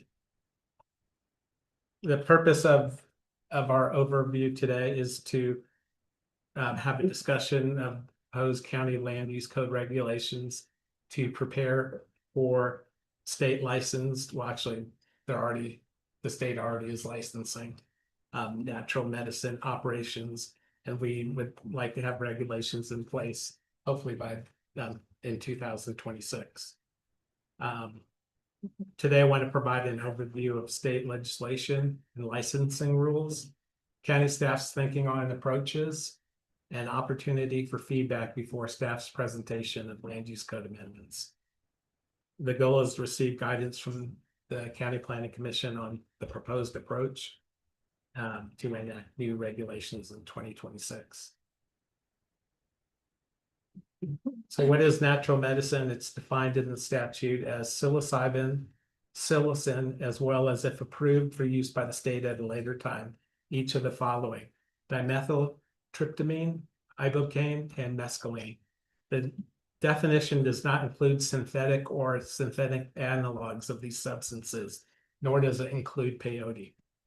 Natural medicine products mean products infused with natural medicine that is intended for consumption.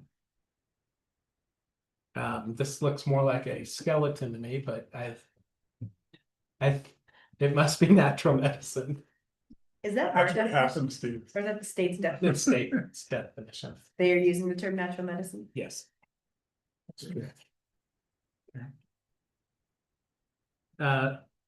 So that's the state legislation allows persons over 21 years old to possess, share, and cultivate in a limited square footage and manufacture certain regulated natural medicine for personal use without payment. It creates a state licensing program for natural medicine with certifications, permitting, and registration requirements and advisory board for 5 licensed sites. The rules can be summarized as these businesses must be 1,000 feet from childcare centers, preschools, elementary, middle and junior high schools, and residential childcare facilities, and provide specific regulations for the cultivation, manufacturing, testing, storing, and distribution, transportation, and dispensation of regular natural medicine and related products. And then going over again what local governments can do. They may enact ordinances or regulations governing the time, place, and manner of operation of licenses issued pursuant to the Colorado Natural Medicine Code within its boundaries. It may not prohibit the establishment or operation of licenses within their boundaries, may not prohibit the transportation of natural medicine or natural medicine products within its boundaries, and may not adopt ordinances or regulations that are unreasonable or conflict with state law. So they, unlike liquor and marijuana, have taken the ability of the local governments to prohibit this type of activity within their boundaries. There's some overview of state rulemaking without reading all of these. It concerns their licensing and renewals, background checks, security standards, marketing and advertising, and similar to marijuana packaging and labeling, cultivation and processing regulations, and the testing, storage, and packaging of natural medicine. And they also have standards on the type of sessions and how sessions must be carried out. This concluded at the end of 2024, and they started accepting applications in the first quarter of 2025. And the last time I checked, there were, I'm going off my memory, but I believe over 100 licenses have been issued. Majority of them on the Front Range. The closest one to us is in Montrose County, but we have had at least some inquiries about this in San Miguel County. Per state law, natural medicine business means any of the following businesses licensed pursuant to the Natural Medicine Code. That can include natural medicine healing centers, cultivation facilities, product manufacturer, and testing facilities. And have just included these two pictures to show what a typical office might look like, or healing center might look like. And it's very similar to a psychotherapy office. And the typical cultivation facility looks very similar to or somewhat similar to a cultivation facility for marijuana, with much smaller plants, but it's somewhat of a light industrial type activity. So some of the characteristics of a natural medicine healing center we've already discussed. It may not operate where an existing liquor or marijuana license is issued. Must be 1,000 feet from schools and childcare. Operates much like a licensed medical or therapy office. And supervised sessions may be individual or in groups, lasting about 4 to 6 hours. And there is no retail sales allowed. Potential impacts from a healing center might be similar to that of a medical clinic or therapy office.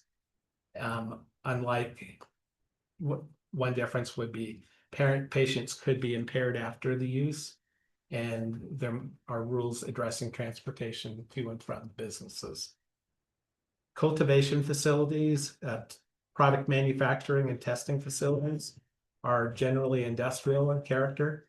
It involves growing equipment, humidifiers, air handling, lighting, and chemical storage. Expect a much smaller volume in product and space vis-a-vis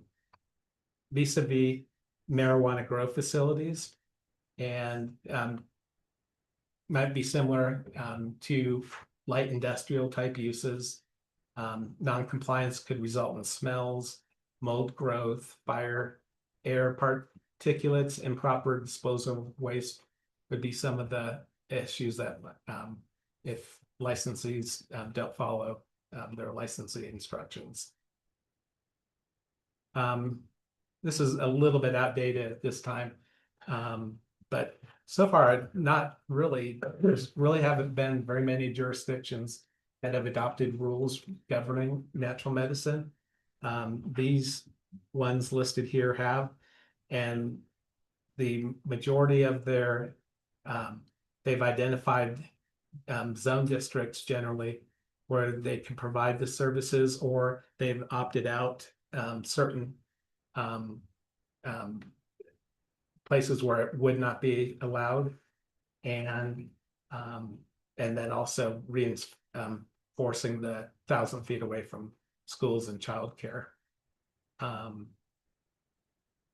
But I think at this time we might be the second or third county that would enact regulations if we go ahead with it.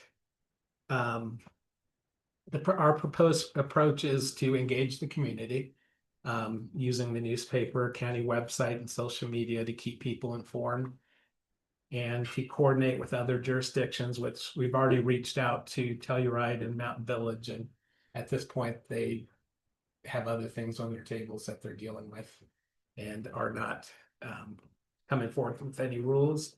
There really is it's not necessary for local licensing for natural medicines.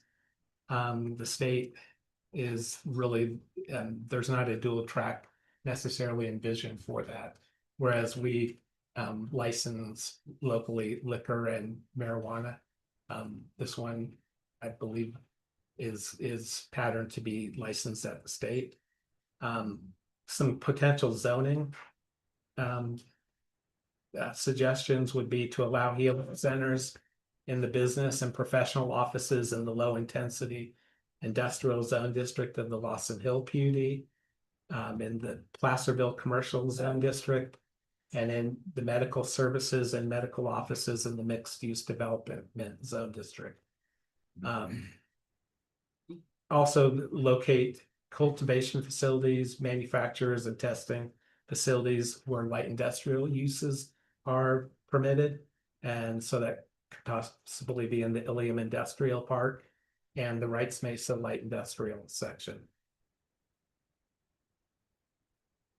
Engagement, we've touched on that briefly. We could use the county website, our social media, county newsletter, county lines with the CODO, and the newspaper, and still coordinate with other jurisdictions to get the word out. Our rationale for this is the county has concerns regarding the approach and or new uses that we don't want to surprise people with those. And there's opportunities for county staff and citizen to understand the state law and to enable mutual understanding of these new uses. We discussed licensing briefly. We would not propose a local licensing regime for natural medicine uses. There's no requirement for dual licensing, like with alcohol or marijuana. Consumption is only permitted at healing centers, and natural medicine cannot be purchased at retail establishments. The extent and volume of natural medicine is significantly less than alcohol and marijuana in terms of space needed for storage or manufacturing. And the impacts of uses can be best handled by comprehensive state regulations.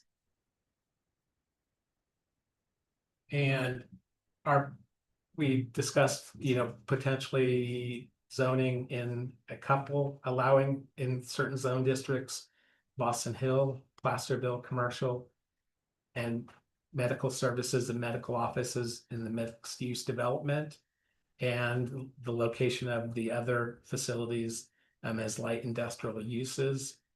With the separation requirements, we're talking about a very small area in Lawson Hill, mainly in the hub lots, just because of the location of the school and, two schools actually, which 1,000 feet from them pretty much sucks up all the area. And so our rationale would be that uses are most analogous to existing uses of medical offices and light industrial spaces. No impacts identified would be more typical than a medical office or light industrial use. And development permits would be required to establish this use. So we would get a look at it, at least administratively, prior to the use being established at a location. And a tentative schedule would be to bring these forward at the June 11th meeting, if you think we're ready, and with the Board of County Commissioners following in August. There's we included the proposed or draft regulations in the meeting packet.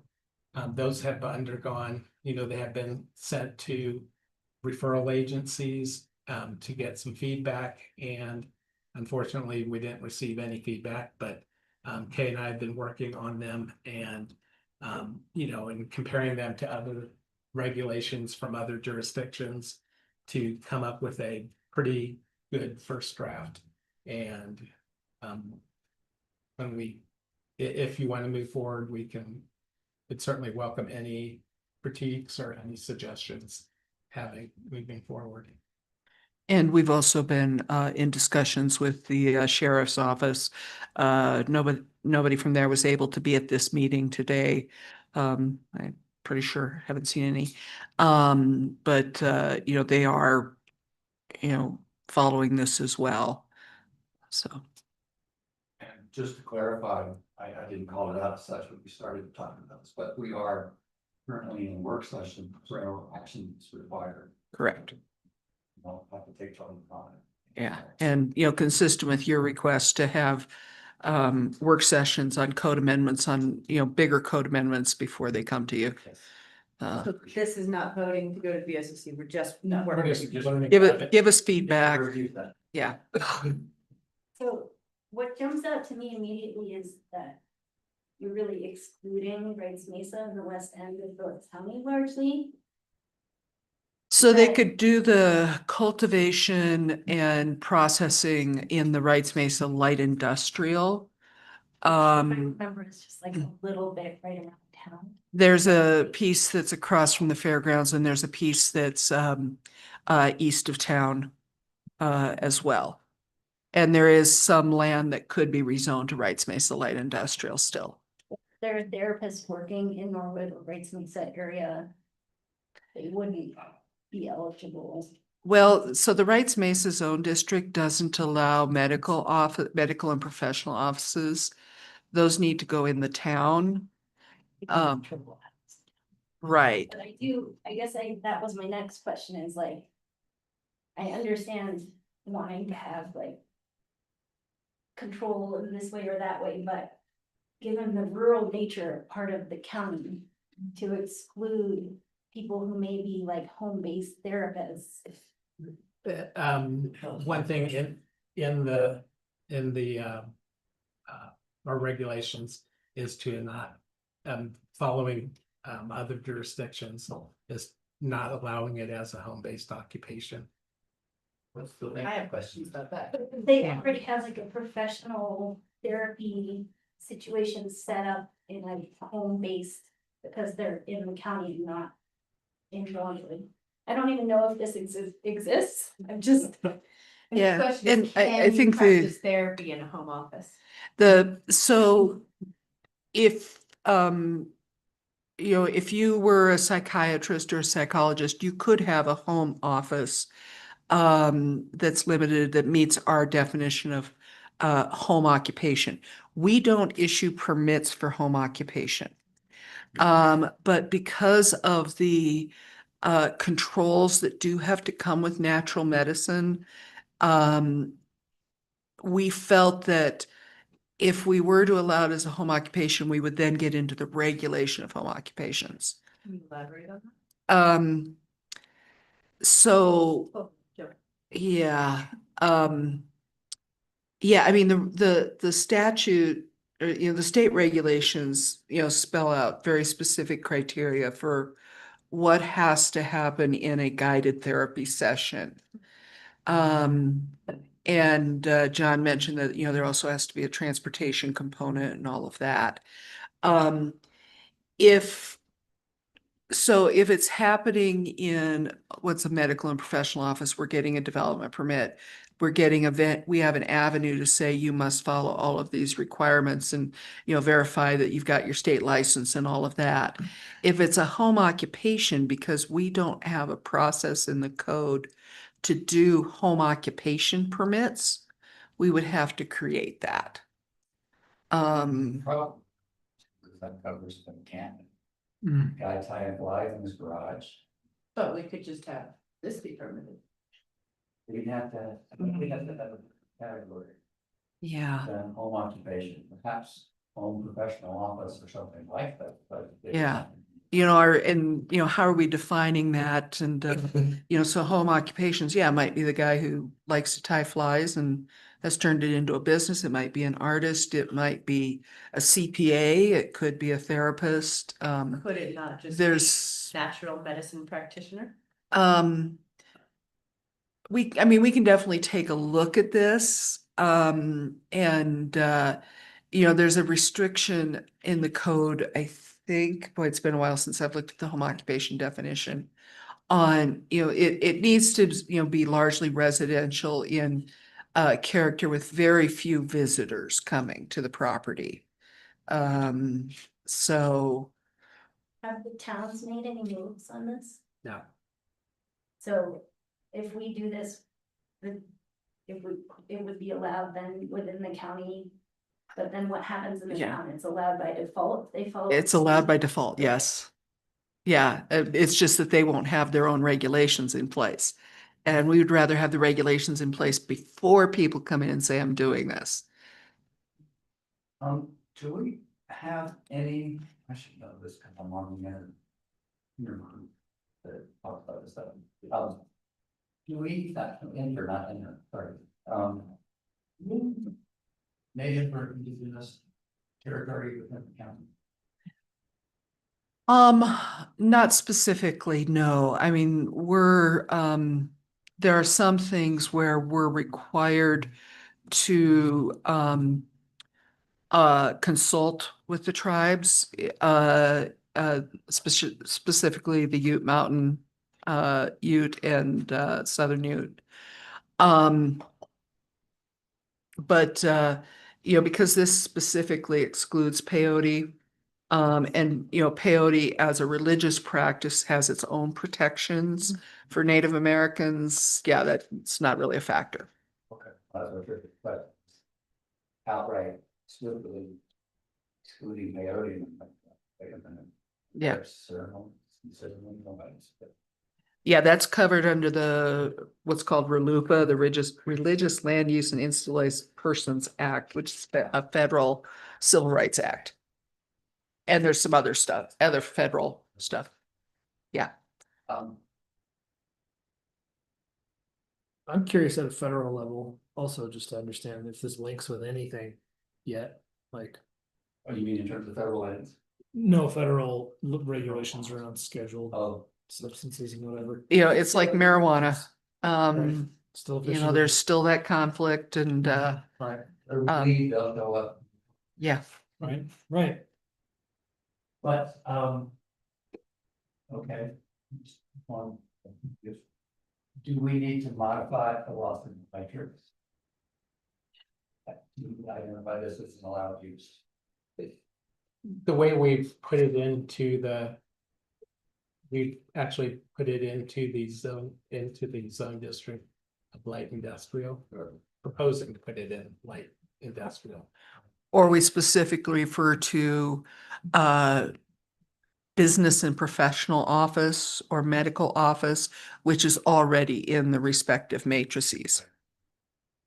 I haven't, Mhm. so that 1,000 yards down to 1,000 feet, 250, I can run a shop. Probably. Just have to get I'm your- bored of rascals, so I'm gonna have to go. Both gonna have to replace it. Breaks up most of the town, Does that designation of medical professional building have to do with the actual construction or just the activity, like going back to the idea that like there could be someone already operating a therapy office out of the residentially built building, but they're already a professional? They would have had to, received a commercial or special use permit. So a business license isn't enough. Well, in the Lawson Hill area, we have as a permitted use, business and professional office. So somebody who meets that definition, can locate on the lots where that's an allowed use per the matrix. Okay, I guess I would say, I would be interested to hear from regional therapists who might be looking at offering this. As to whether these additional restrictions the county is considering would make it impossible for them to move forward, even if it were really reasonable for them to want to. Does that make sense? Yeah. Okay. In their existing space. Yeah, They're I not opening a mean, new thinking location. about it could be that then they all get together and get a space in town that's in a professional building or something, I don't know. I just would like to know kind of what the level of interest is and whether this is like a huge barrier or not a big deal. Do we have any applications that might be having the West End location for a meeting? Kind of depends on the SUPs.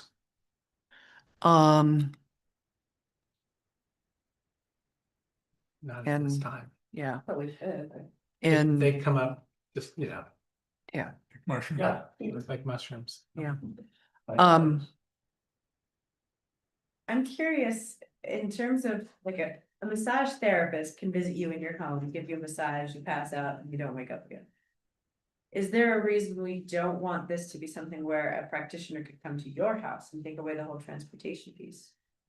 They come to you where you are. I believe that's covered under the state licensing regulations. I don't know. Yeah. Great question. Whole things that they don't want you doing it at home, they want paying in a facility. Possibly, well, and that goes back to then the home occupation piece. So if you have a home office that's completely set up for it. Why would that not be? We can look at the state regulations closer and the limitations that they've put on there. We were really, kind of trying to stay, parallel to them. And just, also I understand that there's some masseuse licensing regulations coming up too, so. Not anymore? Don't currently apply to us, have no agreement. But that's like- Entities in the county, Okay, so until we get one, we don't you and I. okay. You have no massage therapist in the county? I don't want to sidetrack us, we have no defined in the statute, massage facilities. Yeah. So we're good on that one right now. But yeah, we'll definitely revisit the in-home treatment and if that's possible. But we, right now, the way the statute stands, if somebody wants to hang a shingle, it's kind of vague as to where they can do that, and we want to, start setting out some rules. But we can't tell them no. By having rules, we can tell them where. I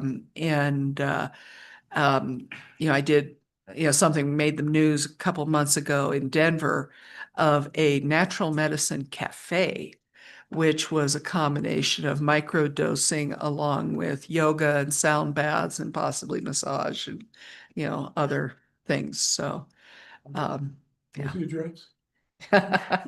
we'll have to look it up. I had another question. That's why it doesn't work out on the valley. 3105 F. I'm curious about the language there. It seems to me that by saying a natural medicine business shall not cause odors, smoke, heat, glare, light that is detectable by a person with normal senses beyond the property line. I mean, any business with its lights on inside is going to be light detected from outside the property line. I can see inside the Sheridan bar at night, so. Yeah, that's a pretty standard language, and we basically mean offensive lights, so. Say that. And we'd have to go through and change a gazillion places in the code. That have a very similar standard. So that's the language we've used elsewhere. Yeah. Does the prohibition on regulating transportation of natural medicine, there's no limit to the amount that can be transported? I'm really not super familiar with the transportation portion of it, but I think that comes from the state regs. Yeah, you're And, you're regulated on that. You can't just like load up a box truck and go. Yeah. Yeah. You can't. And, It's a lot. yeah, and Sheriff Coald actually brought up, I was discussing this with him, last month. And, there was somebody, that, it sets a square footage requirement or limit on cultivation, but it didn't put a height limit in. And so he had heard of a case where somebody was using a silo that just had racks going all the way up. So, back to trying to write the perfect code. Just doesn't exist. We could include some of the personal, similar to, I think, in marijuana, we included some of the personal allowances. It's probably not necessary since it's already in the Colorado code, but we wanted to include what personal Like uses spell are. it out for people. so they Oh, can yeah, find it in the our- whole personal use versus caretaker Mhm. thing. That was. It didn't go well. No. There was lots of confusion.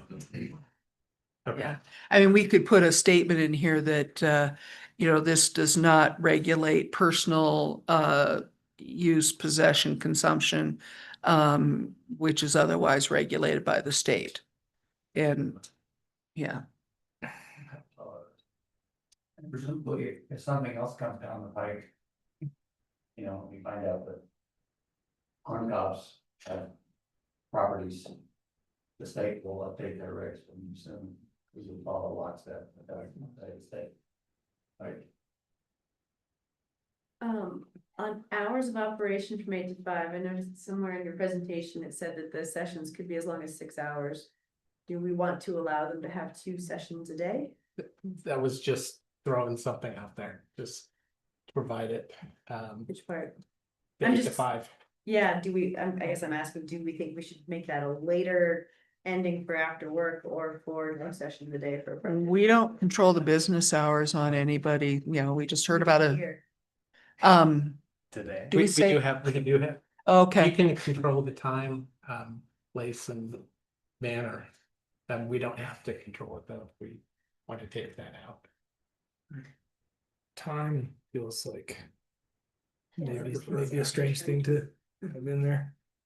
Police. Yeah, I can imagine there are certain activities we don't want people doing in the middle of the night. But guided therapy. I think you want to kick somebody out at 5. Exactly. Because it's Yeah, 5. yeah, precisely. Good luck.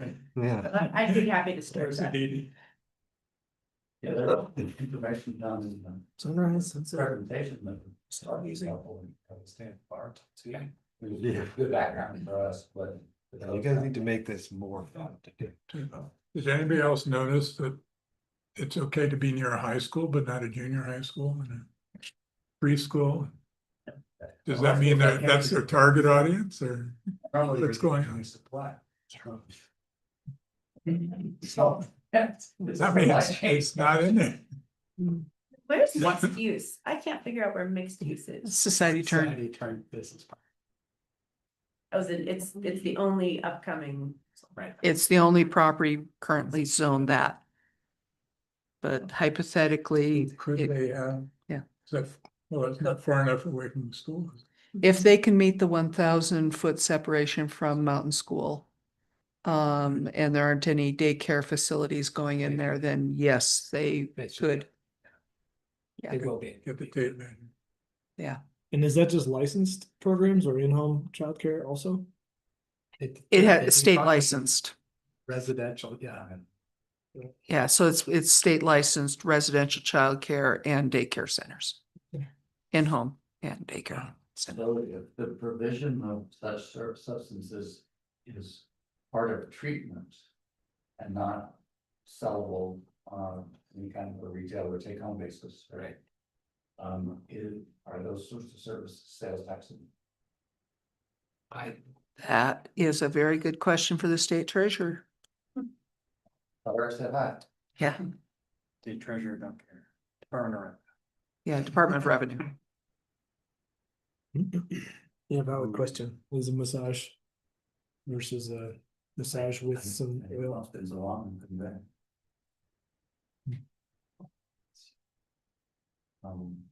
I don't think I've paid sales tax when I've asked for the extra herb packs when I've gotten massage. I think it's just an add-on. They're probably. They're not selling it to me, they're just. Sure. I can see if they sold me a product that I should. Yeah. It's hard to quantify. From the You're following corner, it more. from the corner of the mountain school property. Most of society turned with the exception of the medical center and maybe the 2B reached that 1,000-foot threshold. What big threshold, so does that completely omit like the Conoco? Yeah. The Conoco's in, Kind of goes within 1,000 feet. yes, and Genesee. all of the hub, it's basically the hub. Lots, So you Yeah. can't do it at Lawson, why are we No. talking about it? just In case the use ceases to exist. For leads. in Uh, case somebody applications. wants. Yeah. It's not mixed use, right? No, but it's light industrial zone district. Right. Light industrial a million now too. Now we're talking. Sure. Yeah. That's where it's gonna come up. And it can't work in a mini storage unit either, right? In Lawson, there's I would, What about my garage? just making sure. I'm sure they would not be licensed. Yeah, right. I guess this just feels really restrictive, the more I think about it, and I'm wondering, is that our goal? I mean, we No, wanna be able to treat people, right? Yeah, I mean, and you know, that distance restriction came from the state. Part did, but our zoning, like where it's allowed, as opposed to being Yeah. allowed to do it in a home office or in an ADU on my property, or, you know, just like anything like that. And we can definitely look at whether or not we can see a path to make home occupations. You know, we might set up a 2-tier home occupation thing. I've worked with, you know, things like that before where, you know, 1 tier, you just go and do it and, you know, don't annoy the neighbors and have fun. And then the other tier does require some sort of permit to verify, you know, it's the ones that have higher levels of traffic and things and possibly more noise or something like that. Screaming in the middle of the night. But again, this sounds like 1, maybe 2 people Yeah. a day, it's hardly high traffic. I guess you have to do them. There's not a retail space in your office, in your home. sounds like we have marching orders. Are we thoroughly dosed? Nice. Responsibly. In a guided way, yes. John guided us effectively. Well, thank you for your guidance. Okay, well, any other questions, concerns, items? Yeah, I got 1:30 in the pool, so I guess I'm. Oh, yeah. Was not invited to the pool. Welcome to adjourn. Have a second. Yeah. I don't know what I just did, did I move it? Aye. lightning speed. I think that is tomorrow.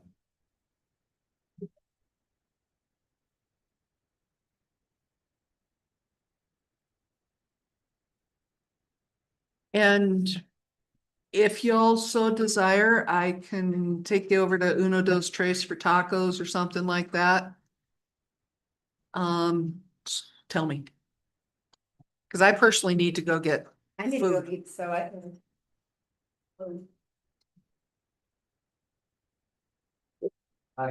so I'm gonna go get my credit card. And we can go down the hill to